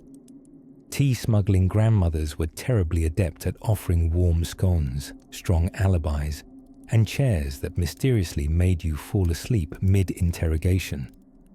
One such legendary figure was Gran Edna Lambert, aged 72, who allegedly tucked 4 pounds of Ceylon beneath the false bottom of her husband's pie cart. When questioned, she invited the officers to stay for plum cake, which they did for 6.5 hours. By then, the tide had gone out, and so had the evidence. Some scholars debate how organized these grannies really were, There were no criminal networks, just a loose alliance of apron-armed locals who'd rather keep their rituals than pay tea tax. They weren't in it for profit, you see. They simply could not abide bad tea. The government, sensing public relations disaster, eventually lowered tea taxes in 1784 and again in the decades following. That's right, the grandmothers won, not through violence or rebellion, but via quiet resilience, warm sponge cake, and a refusal to pay too much for a proper brew. History doesn't always favour the bold. Sometimes it favours the cosy. As the crackdown evaporated like morning fog on the moors, smugglers went back to their gardens, their knitting circles, and their gossip about the vicar's trousers blowing into the trees again. But the legend lingered. Some say that, on certain moonlit tides, you can still find traces of their footpaths down to the cove, basket prints gently pressed in the moss, a final whisper of tea leaves and crime. Now, let us drift farther still into the twilight of 19th century absurdity and meet a man who tried to ban poppies because he thought flowers were sneaky. The tea house conspiracies. As the embers of the 19th century gently crackled into its later decades, the opium trade began to drift from roaring tempest to a murmuring current. It hadn't ended. No, of course not. Global commerce, after all, doesn't often retire with dignity. But it had, at the very least, grown subtle. Men trading in poppy tears no longer wore flamboyant waistcoats and top hats while barking bids in crowded ports. Instead, a more discreet breed of smuggler emerged, the bureaucrat, the diplomat, and yes, the humble tea house owner. Now, let's wander softly into the misty hills of Hong Kong, where the air smelled faintly of jasmine and secrets. In this twilight zone between colonial ambition and local endurance, certain tea houses began pulling double duty, not just as hotspots for gossip and leaf-to-water alchemy, but also as well-appointed fronts for the dwindling opiate underworld. These were not the raucous opium dens of pulp fiction. They were refined, quiet places where conspiracies steeped warmly alongside oolong. Picture it. Pale green walls, bamboo shelves, the clinking of porcelain cups. A server glides by in soft slippers, whispering, "Pu or perhaps a Formosa." But if you asked for the night plum blend, well, you may have been led through a beaded curtain into a very different kind of evening. What happened beyond that curtain was anyone's guess, though likely it involved a handshake between a former Portuguese spice merchant and a retired East India Company clerk, who now sported a beard that could easily conceal emergency paperwork. One such establishment, known innocently as Moon Whisper Pavilion, earned a quiet reputation as the nexus of half-understood serum swaps and polite subterfuge. Legend, the fuzzy, footnote-free variety, tells of a kitten who was once used to smuggle opium inside a hollow Buddha statue, with a forged trade ledger strapped to its tail. Historians mostly ignore this anecdote, and yet you can't entirely rule it out. But it wasn't all cloak and dagger mischief. Some tea houses were simply caught in the web by proximity. When customers include French naval officers, itinerant American botanical traders, and one especially gossipy former missionary with a photographic memory and loose morals, secrets steep whether you like it or not.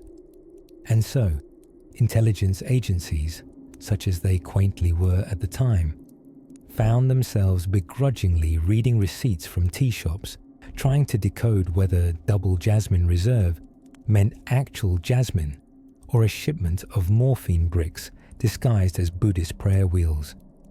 It was spies versus samovars, and more than one foreign agent went to their grave unable to tell Genmaisha from gunpowder green. Meanwhile, in London, Parliament was deeply confused. One speaker from the Commons tried to bring clarity with a passionate 2-hour speech, during which he mistakenly declared Darjeeling to be a legal intoxicant and ordered the Treasury to investigate chamomile grow operations in Surrey. The Foreign Office tried to intervene with what they called the Elegant Trade Initiative, a plan to mix economic diplomacy with less addictive products, decorative fans for instance, and silken handkerchiefs. These were the weapons of peace now, or at least the things dignitaries traded when pretending not to notice the opium quietly flowing beneath their negotiations like a polite but persistent underground river. Back at the Moon Whisper Pavilion, old Auntie Xiang continued to serve her special blended leaves to a devout clientele. No one quite knew how old she was. Certainly no one dared ask. She spoke rarely, but her eyebrow raises conveyed volumes. She maintained a wall of antique teapots, one of which was rumoured to contain maps, letters, or perhaps an original British treaty carefully shredded and repurposed into coasters. By the 1880s, the tea houses had become so elegantly entangled with pseudo-diplomatic affairs that it was said you never needed to visit a consulate. You could simply order the right pot of Iron Goddess and a plate of lotus cakes. The cakes, incidentally, came with a parchment fortune. Most read things like, "Your debts will abate," or "Avoid inland shipping routes this season." Just small hints, just kind warnings, and they weren't always wrong. As twilight settles in over lacquered doors and heavy curtains, our tale drifts too, from teapots to telegrams, because next we'll follow a peculiar gentleman whose official job title was Imperial Moralist, but whose real specialty was reading coded complaints in the Times newspaper, and not for literary enjoyment, the opium teas of St. Petersburg. As the snow fell slowly over the spired skyline of St. Petersburg, and imperial horses trotted quietly across frozen cobblestones, a lesser-known revolution was steeping, and it smelled faintly of poppies and bergamot. In the mid-1800s, while empires jostled for naval supremacy and tea chests were flung dramatically into various harbours, something far more subtle was brewing behind velvet curtains and samovar steam in Russia's salons. Aristocrats, bored industrialists, and the occasional dreamy poet began sipping on what would come to be known, unofficially and mostly behind lace fans, as opium chai or opium tea. Now, lest you imagine a room of czarist bureaucrats chugging narcotic lattes during office hours, which is not entirely inaccurate, allow us to set the scene with the delicacy it deserves. Russia, in that age, had adopted a particularly Baroque affection for tea time, a holdover from centuries of mingling with Chinese merchants across the snowy sweep of Siberia. Tea had integrated itself so thoroughly into noble life that by 1850, the samovar was as essential to a drawing room as a decorative bear rug or a tragic Pushkin verse.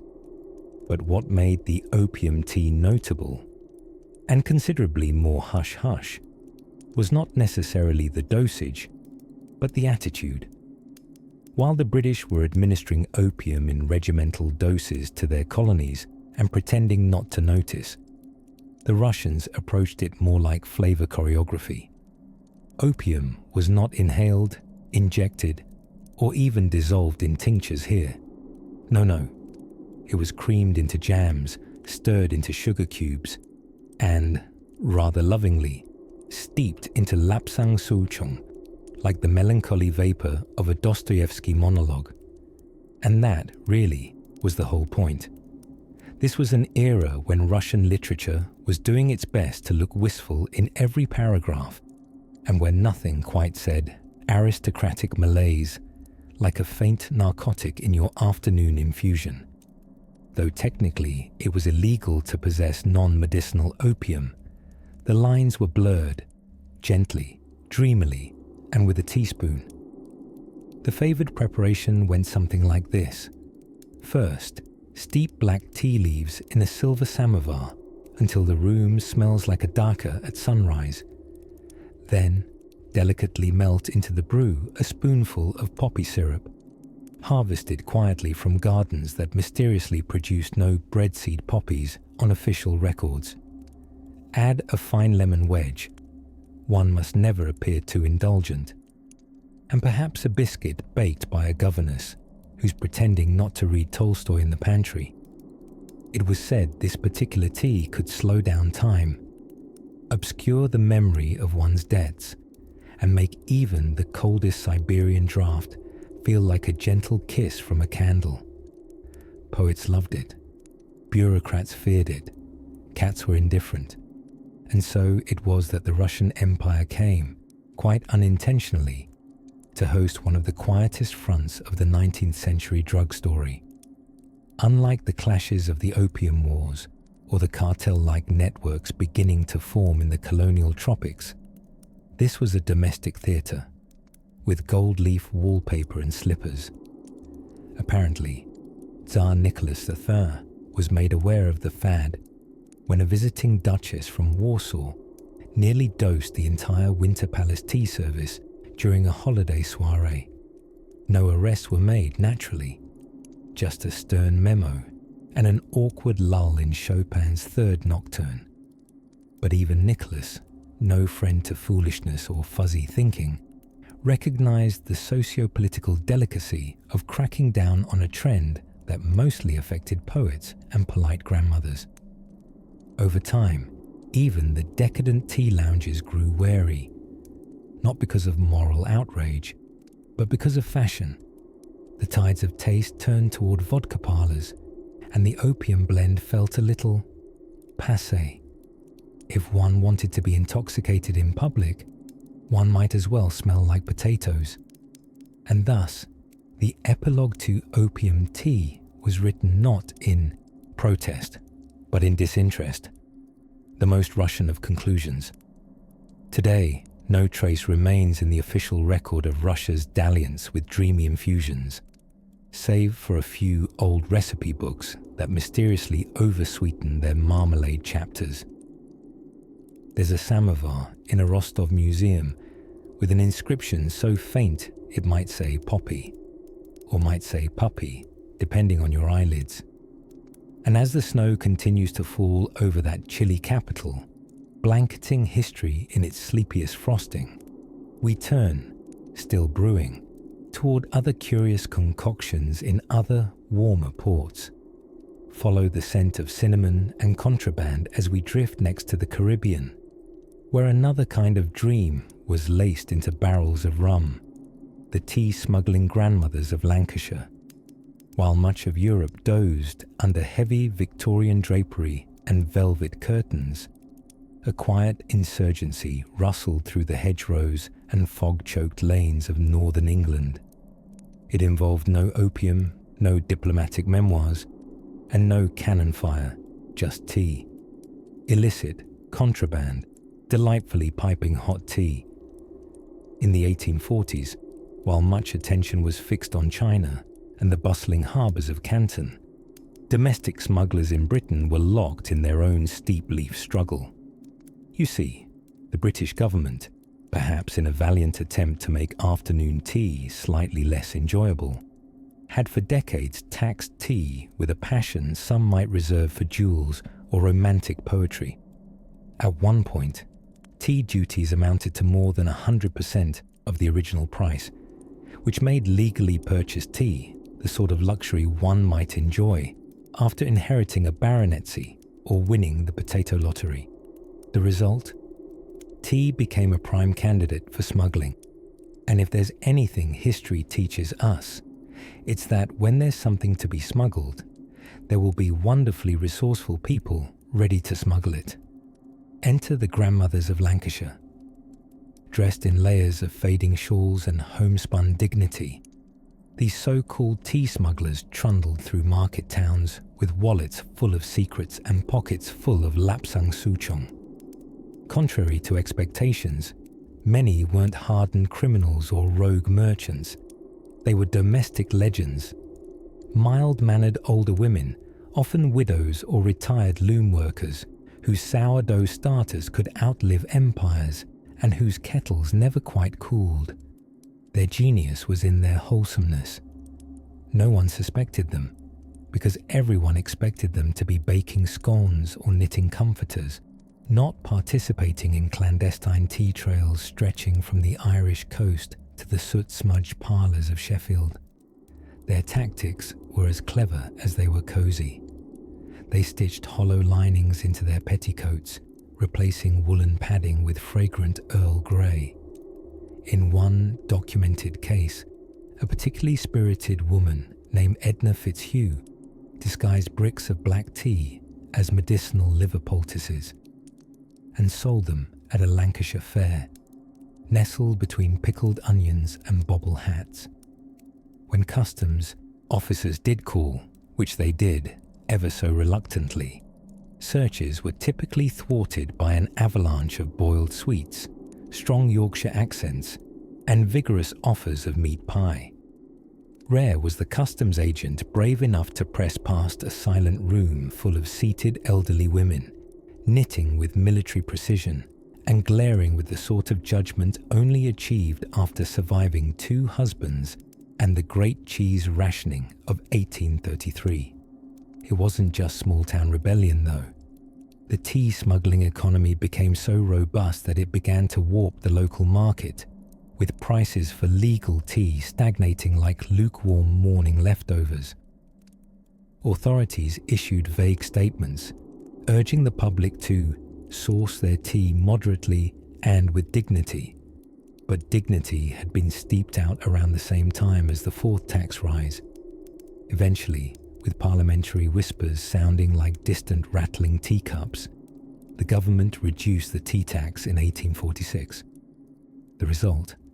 A dramatic plummet in tea smuggling and a collective sigh from textile-wrapped contraband matriarchs who could finally go back to serving tea rather than smuggling it. Still, the legends remained. In pubs, warmed by crackling fires, tales continued of Annie Briarstone, who once brewed a cup for the Inspector General without him realising he was sipping her best contraband Assam.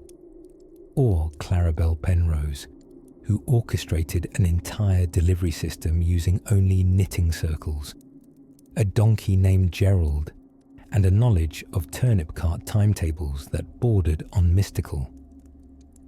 Historians, being rather serious individuals with a heavy fondness for archives and tea of their own, often overlook these stories. But there's a reason why certain villages still leave out a cherished teacup in their windows before bed. It's not for the fairies. It's for the memory of those who kept Britain brewing when tariffs tried to dry them out. As the Lancashire fog curls around chimney pots and the last teacup is polished and placed gently on its doily, we drift southward now to a curious tale of addiction among aristocrats, where snuff boxes concealed more than powdered tobacco, and one rebellious noble discovered that narcotics made surprisingly poor party favours. The siege of tea and biscuits. It is a little-known truth that's strewn among the scars of the 19th century drug wars. Not the flashy cannons and coalition-type wars, mind you, but the often petty and slightly dusty struggles over who gets to sell what kind of intoxicant to whom. There was a thoroughly civilized, suspiciously polite standoff known by exactly no one at the time as the Siege of Tea and Biscuits. Let us journey now to the drawing rooms of Victorian England, around the 1860s, when antimacassars still had political power, and sugar cubes were currency among the chatty elite.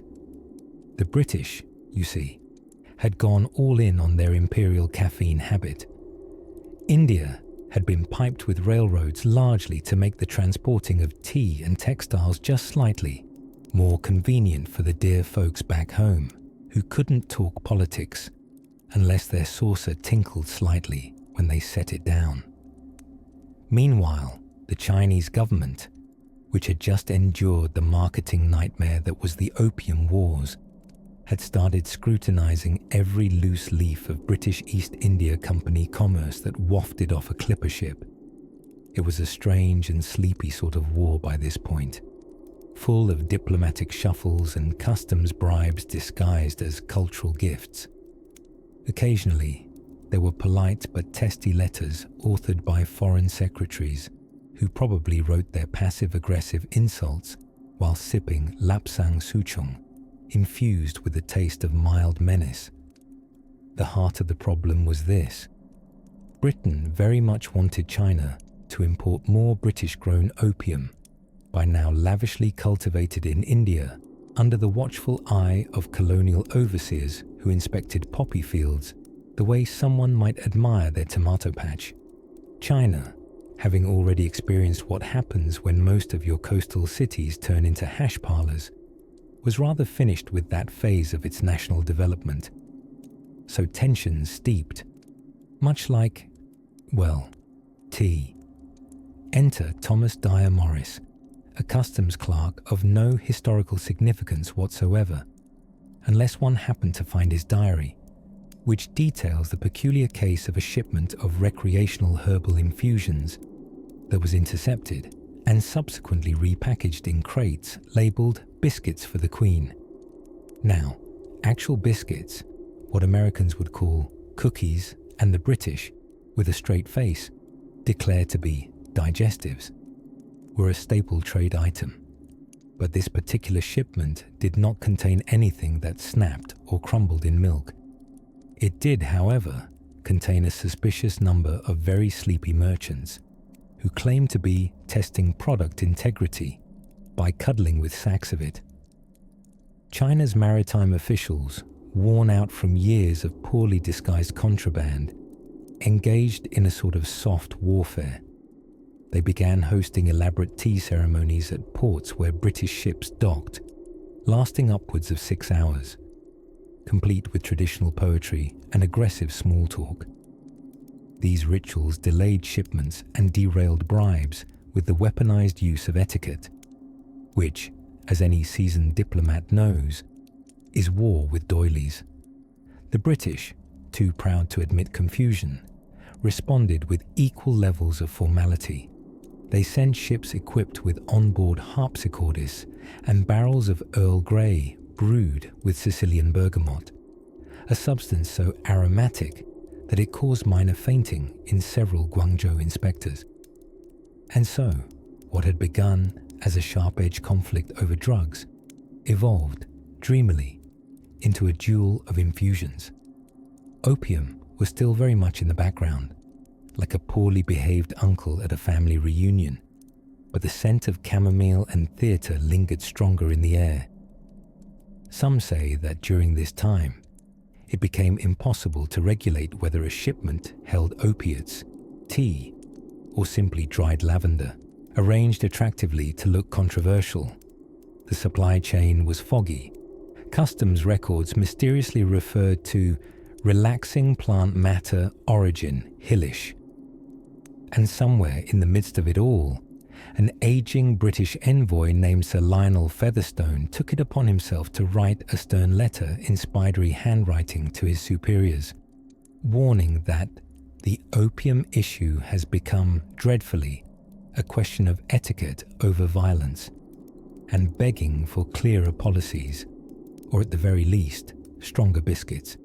He received no reply. Instead, tea imports surged. The Queen's Court began serving opium-free tea laced subtly with valerian root to help insomniacs in Parliament lull themselves into the illusion of governance. China, tired of sorting through the euphemisms of Western trade manifests, simply started taxing foreigners double and gave up asking what things were actually made of. The siege of tea and biscuits ended not with a treaty, but a collective shrug. And that, perhaps, was all anybody really wanted: to slow the pace, to forget the paperwork, and to let a few ships go uninspected if it meant they could enjoy one evening without debating whose empire had the better pharmacology. Now, as the rain begins to fall softly outside the opium sheds and tea warehouses in our dreams, we'll drift next into another peculiar arrangement, one involving railway barons, cocoa powder, and the curious case of the sleepiest rebellion in South America. The cargo of contraband crumpets. As the twilight of the 19th century softly folded itself into place like an overwashed linen napkin, maritime customs inspectors across the British Empire were becoming increasingly suspicious, not of barrels of gunpowder or smuggled jewels, but of extraordinarily fragrant crates of baked goods. Yes, listener, this is the quietly ludicrous tale of how England's obsession with tea time and territorial control over trade led to one of history's most delightfully misguided investigations, the mysterious affair of the contraband crumpets. You see, the late 1800s were a time of economic paranoia. Global powers were earnestly trying to find ever more inventive ways to outmaneuver one another without resorting to all-out war. Yet, the weapon of choice, not rifles or ironclad ships, but tariffs, taxes on imports, especially on luxury goods, most especially on anything that people actually enjoyed. Opium, of course, had long been the heavy-hitting, scandalous substance. But after clocking 2 full Anglo-Chinese wars over the infamous poppy resin, and inadvertently establishing Britain as the least welcome trading partner in East Asia, it was clear to some forward-thinking bureaucrats that perhaps the next great frontier in trade control would be scones. More specifically, the crumpet. Imagine, if you will, the perfect breakfast. Warm, fluffy, riddled with holes that exist solely to hold puddles of butter, a soft little sponge for jam and gossip. The crumpet had become a passive yet potent fixture of British domestic life, a national symbol second only to tyranny and dodging dental work. But in India, the British implemented tariff on refined bakery imports was beginning to strike a nerve in Anglo domiciles. British officers and their wives, longing for a simple taste of home after a long, hot day of benevolent imperial occupation, found themselves rationing Staffordshire tea cakes like they were some kind of flowery opiate.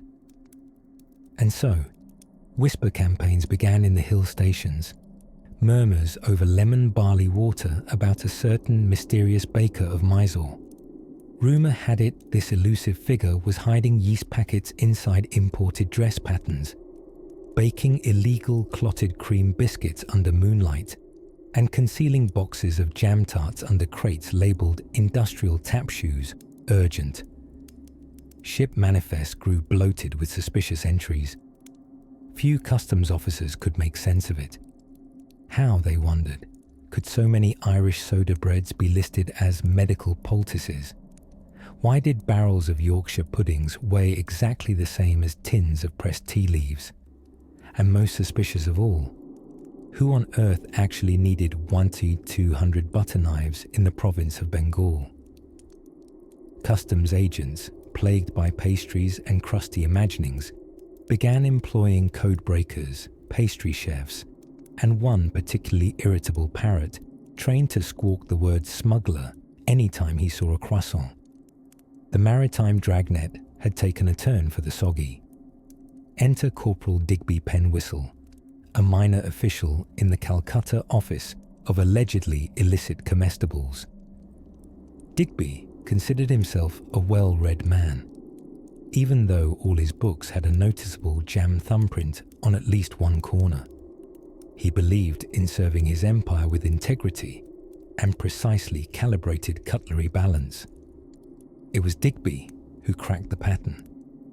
He noticed how ships carrying wool insulation from Cornwall always arrived 2 days after the bakery carts in Madras mysteriously doubled. He called it the Muffin Arc. Others called it paranoid bakery math. Little did Digby know, he was not the first to connect crumpets and conspiracy. Back in London, a highly classified letter was making the rounds among Treasury officials, outlining bread-based black markets forming among colonial territories.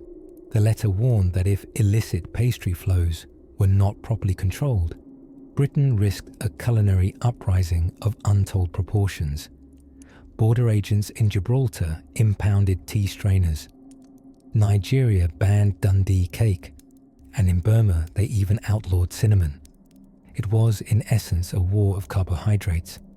No guns, no explosions, just a passive-aggressive flurry of flour, butter, and rising tariffs. Eventually, calmer muffins prevailed. By 1898, most bakery regulations were quietly softened. Customs officers reassigned to less yeast-intensive duties, and the parrot, named Lord Biscuit, retired to a conservatory in Kent after biting a peer of the realm on the chew eyebrow. Penwhistle was awarded a third-class Order of the Spoon. He used it primarily to eat puddings and threaten squirrels. And thus, the crumpet incident faded into near-total obscurity, remembered only by a handful of kitchen staff and an archivist at the British Museum with a suspiciously buttery monocle. But elsewhere, in quieter corners of the empire, another story was just beginning to rise, fluffy and perplexing. A tale of pharmacists, pineapples, and something called Victorian nerve syrup. Let's turn the page and dream our way there. The smugglers of silk and sarsaparilla. As the 19th century yawned its way toward its close, sleepy little ports along the British coastline had secrets hushed beneath their cobblestone walkways and salted winds. Forget pirates with parrots. Those were so 18th century. By the mid-1800s, the true maritime mischief makers wore waistcoats, recited Henry Wadsworth Longfellow, and smuggled opium, silk, and occasionally a charmingly mislabeled barrel of pickled sarsaparilla. Ah, sarsaparilla, that rooty sweet drink we now associate with old-timey saloons and mustachioed cowboys. But in the 19th century, it was considered medicinal, particularly in Britain, where pharmaceutical fashion dictated that anything from the colonies simply had to be good for you, especially if it tasted slightly like tree bark. However, where medicine and markets collide, things tend to get economically creative, which is a polite way of saying smugly. See, tariffs on imported medicinal roots and silks were no joke. The British government, very committed to the idea that health and luxury should never be affordable, slapped taxes on nearly everything softer than gunpowder. Ships arriving from India and China carried not just legal tea or legit opium monopoly cargo, but also a great many items tucked away in places where customs officials dared not sniff, such as false bottom crates labelled fish sauce, or under the captain's bunk, obscured by a suspiciously luxurious lavender nightgown. And while opium gets all the historical spotlight, and will continue to, let us spare a lantern's glow for the lesser-known, cozier commodities, fine silk and cheaper, untaxed pharmaceuticals. These weren't the narcotic glamour pouches traded by taipans and lords, but the underdog contraband for the common smuggler. Little luxuries smuggled with big dreams, bright saris hidden in flour sacks, or tins of ground Peruvian bark, aka quinine, tucked into barrels of salted herring. Smuggling became not just an occupation, but a kind of seaside folk art. Entire communities along the southern English coast evolved a sort of sleepy criminal genius. In Devon, innkeepers doubled as message carriers, and vicars occasionally distracted customs agents with long Latin digressions while illicit crates were hoisted through chapel cellars. A well-lit sermon and a well-hidden trapdoor went hand in hand. The Almighty's work, and also Mrs. Merriweather's illicit lavender tincture. Meanwhile, In the storm-kissed smuggling coves of Cornwall, the night air was often flavoured with conspiratorial whispers, gunpowder and disappointment. A common obstacle among aspiring smuggling crews was the very real possibility of mistaking legitimate cargo for valuable contraband. There are tales, not entirely apocryphal, of an entire gang hauling ashore what turned out to be 50 crates of Bible tracts instead of expected opium bricks. After the disappointment settled, they allegedly sold the tracts for fire-starting materials and took up piracy in the literary review sections of pubs. And then, of course, there was the curious case of the Isle of Wight's most famous non-violent smuggler, Augustus Peabody, the so-called Tweed Ghost. Augustus, a deeply myopic man with an addiction to perfectly ironed clothing and an unshakable belief in horoscopes, had an uncanny way of avoiding capture. Mostly because he never actually smuggled anything remotely illegal.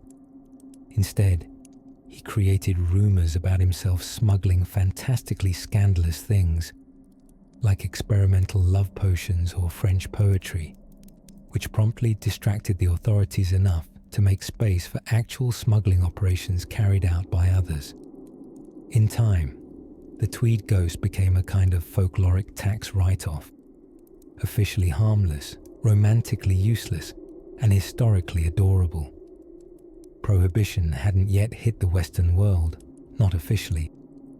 But these low-level skirmishes, these hush-hush nighttime transfers of bouillon cubes laced with powdered quinine or a suspiciously opium-scented box labelled moth preventative, laid the groundwork for something much larger. The age of regulation was tiptoeing in, slipper-footed but inevitable.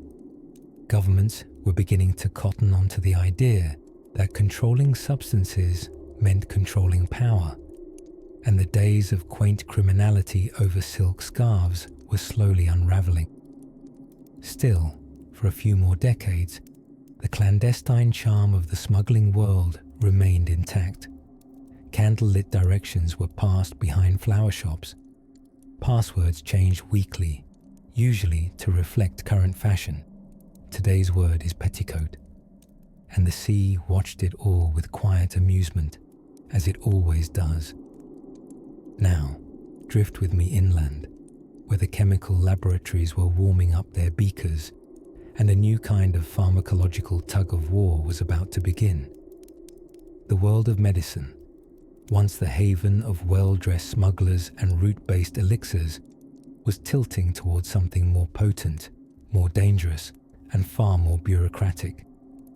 The Paris pharmacy riots and the sleepy soda scandal. Paris in the 1870s was a city of contradictions. Grand boulevards wrapped around soot-stained workshops, haute couture mixed easily with halitosis, and beneath its polished cafe tables, a war was stirring, not over love or revolution this time, but over what, precisely, should be in your soda water. Let's dim the gas lamps and ease into this peculiar swirl of commerce, chemistry, and consumer outrage. Because while wars of the past were often waged with gunpowder, this one was launched with effervescence and very questionable moral outrage. To understand the sleepy soda scandal of 1872, one must first understand that the Parisian elite had, for several decades, enjoyed something called pneumatique tonique, a bubbly drink that promised energy, youthfulness, and just the slightest tendency to talk about impressionist painting while making no sense whatsoever. Unbeknownst to most of the fizz-loving citizens, this sparkling tonic was lightly laced with minute quantities of opium derivatives, just enough to take the edge off an exhausting opera, but not enough to make you build a shrine to the chandelier. At first, no one minded. The mood was mellow. The moustaches were waxed. But as the 1870s wore on, a new generation of pharmacists, sometimes called les herboristes nerveux, began to worry that the public was becoming too dependent on its bubbly friend. Led by an ambitious apothecary named Gérard Pamplemousse, yes, like the fruit, this fretful faction began lobbying for the removal of all unmentionably narcotic compounds from the nation's carbonated supplies. Gérard, to his credit, had the zeal of a man who'd once accidentally mixed ether and vinegar and spent 8 hours trying to milk a stone goat in his cellar. And so, with a sniff and a clipboard, the clean tonic movement began. The city's Pharmacological Society assembled at an emergency meeting in the attic of the Sorbonne. A number of stern gentlemen in clip-on beards debated for 3 days, pausing only to sneeze into lace cuffs. They eventually released a public notice warning of youthful exuberance syndrome, a condition they invented on the spot to make caffeinated soda sound like a plague. As a result, the city's soda bars, yes, those were very real and filled with crystal decanters and bored revolutionaries, were forced to reformulate their recipes. Out went the semi-mystic ingredients. In came root extracts, radish infusions, and one very unfortunate turnip flavour that was described in Le Figaro as like drinking a warm boot. Connoisseurs were livid. Patrons began smuggling in their old favourite elixirs from neighbouring Belgium, where regulations were softer and the nightclubs had names like La Danse de Morphine. Underground soda clubs opened in the basements of haberdasheries and umbrella shops, where whispered passwords led to crystal vials and hush-lush sparkling drops. The climax arrived in June, when a riot broke out in the Place Saint-Sulpice. According to police reports, many of which were suspiciously written in iambic pentameter, an argument began between a pharmacist's apprentice and a retired accordionist named Madame Pierrot over the legality of tonic syrups with emotional side effects. Bystanders joined in. Bottles were popped in defiance. Someone threw a cucumber. The echo of fizzing corks filled the square. Even the street cats appeared agitated. Eventually, the police intervened. But being French and allergic to excessive physical movement, they mostly stood around discussing Rousseau, while the protesters marched in tight formation behind a brass band and a large papier-mâché statue of Pamplemousse being eaten by a lemon. Parisians called it La Petite Révolte de Boulle, the Little Bubble Revolt, and within a few months, imports of the original sleepy sodas trickled back in under a new label, Herbal Digestive Waters, a creative rebranding effort that fooled absolutely no one, yet kept everybody nicely mellow. Was it a victory for public health? Perhaps. Did it accomplish anything? Apart from proving that people will riot over missing fizz, not really. But it did mark a turning point. The pharmacy aisles slowly turned toward the more standardized formulas we know today, swapping laudanum for licorice and exhilaration for indigestion.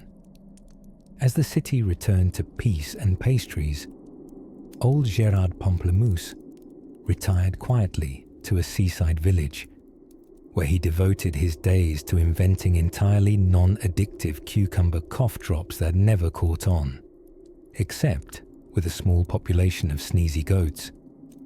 And as Paris exhaled, the war of sleepy soda gave way to a quieter conflict brewing across the channel, one involving tea, tonic wine, and an astonishingly irritable bishop named Harold. Let's drift gently there. The opium banquets of Paris and other smoky affairs, if you listen closely. Eyes half-lidded, perhaps your head resting like a sleepy turnip on a pillow. You might still hear the distant whispers of perfume salons in 19th-century Paris.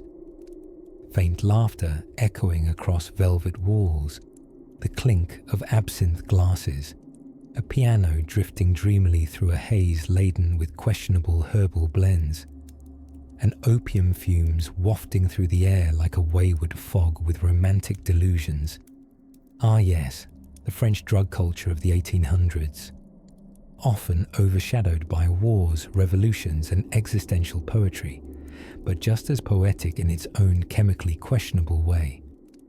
Let's begin in the heart of the left bank, where the intellectual elite of France were busy writing the tragic symphonies of modernism, and then promptly forgetting them under the influence of laudanum. France, as ever, was late to the imperial opium game, preferring wine and wistful sighing as its national pastimes. But when opium finally arrived in the form of elegant pipes and glowing tinctures, the poets practically applauded. Charles Baudelaire, the crown prince of melancholy, with a deeply pained expression that made him beloved at dinner parties, famously penned essays about hashish and opium. These weren't warning pamphlets. No, Baudelaire wrote as if the drugs were invitations to mystical conversations with sentient lamps and carpets that whispered philosophy. He referred to hashish as a methodical suicide, which sounds dramatic, but was also probably just a typical Tuesday for a French poet in 1854. In secret salons and bohemian attics, opium became a character in the French literary landscape, an accomplice to inspiration. Alongside candlelight and emotional instability, Parisians with too much time and not enough social restriction created opium soirees. Imagine people reclining on velvet cushions shaped like fallen angels, paging through dog-eared copies of Les Fleurs du Mal, and trying to smoke with appropriate literary angst. It's all very theatrical and just a little bit flammable. But it wasn't just poets. French doctors, always a curious bunch, extolled the medicinal benefits of opium for everything from insomnia to being slightly annoyed. It was the 19th century Swiss army knife of medicine. Coughing, opium. Can't sleep, opium. Husband won't speak to you unless there's a full moon, opium. It became part of elixirs, syrups, and even lozenges that sounded vaguely like something you'd get from a friendly apothecary behind a mahogany counter, who probably also dabbled in necromancy. But across the channel, the British were not particularly amused by this Parisian flirtation with Oriental botanical delights. Remember, they were still pretending to be shocked over their own involvement in the Opium Wars. Meanwhile, the French had decided that getting introspective over a pipe was infinitely more fun than colonial guilt. Unlike the British opium dens caricatured by Victorian newspapers, dark, dangerous, and morally smudged, the French version was more like a hazy cabaret. There were chandeliers and embroidered nightgowns. Nobody really knew what the point was, but they all agreed it felt meaningful. The French didn't so much wage a war on drugs as invite them in for polite conversation and a selection of cheeses. Of course, all dreamy smoke must eventually clear. By the late 19th century, France began to reconsider its chemist on every corner approach to pharmaceuticals. Regulations trickled in slowly like a bureaucratic snail with a clipboard. Morphine arrived on the medical scene, making opium look quaint and artisanal by comparison. And soon, the quiet opium banquets faded into memory, replaced by cigarettes, cynicism, and existentialism with a side of espresso. Still, the opium years remained, lingering like that one party guest who never technically left, but did take up residence in cultural memory. Even today, Baudelaire's writings on hashish and opium are read with the kind of amazed confusion usually reserved for cryptic IKEA instructions, and perhaps the occasional pang of envy from modern poets armed with nothing stronger than herbal tea and existential tax bills. So as we drift towards sleep, imagine one last time the sound of a French pianist improvising next to an open window, while a delicate trail of smoke curls lazily toward the moonlit ceiling. The opium is fading. The poets are snoring softly into velvet couches, and Paris exhales. And with that final breath of the rosy past, let's turn our attention gently to one last moment in this drifting tale. The opium cloud dissolves. And so, as the lamplit fog of the 19th century begins to lift, we find ourselves drifting gently through the final wisps of the forgotten drug wars. The trade winds have slowed, the clippers have docked, and somewhere in a portside tea house in Canton, a mustachioed customs clerk sighs softly into his over-sugared green tea. By now, Britain had essentially muscled its way into China's economy with the delicate grace of a bull on a penny farthing. The Treaty of Nanking, signed in 1842 with all the fanfare of a badly attended garden party, had opened up not only several of China's ports, but a thoroughfare of Western influence, not unlike someone opening a polite hole in their living room wall and inviting a group of well-meaning but noisy house guests with monocles and a passion for tariffs. The opium trade had peaked, puffed, and begun to settle, much like a drowsy smoker putting his pipe aside to consider the wallpaper. Britain had gotten what it wanted: legal trade rights and the lovely island of Hong Kong, which at the time was little more than damp hills, startled goats, and a few puzzled fishermen wondering which empire they were now fishing for. Meanwhile, China was left bruised and bewildered. Its proud Qing dynasty had tried desperately to swat away the incoming tide with a fan of tradition, but found that the fan, beautiful though it may be, was no match for warships, greed, and botanical narcotics. Still, life went on. Merchants adapted. Missionaries arrived full of purpose and questionable translation dictionaries. And the poppy bloom continued, stubborn and red across the hills of India, whispering dreams into the trade ledgers of distant chambers. The Second Opium War bubbled up in 1856, like a pot of tea left too long on the fire. By this point, Britain had joined forces with France, because if history has taught us anything, it's that the British don't like to expand an empire alone, especially when there's treaty renegotiation to do, and perhaps a fortress or two to knock politely down. It was during this time that diplomacy developed its now familiar twin faces, one bewhiskered and holding a peace treaty, the other adjusting cannon aim. China did its best. Imagine a dragon had been sleeping for centuries, only to be poked repeatedly with a sharply worded letter from Queen Victoria. But the diplomatic pokes turned to gunfire, and by the end of it all in 1860, China was once more ushered to the negotiating table, visibly scuffed and rather short of options. More ports opened, more opium flowed.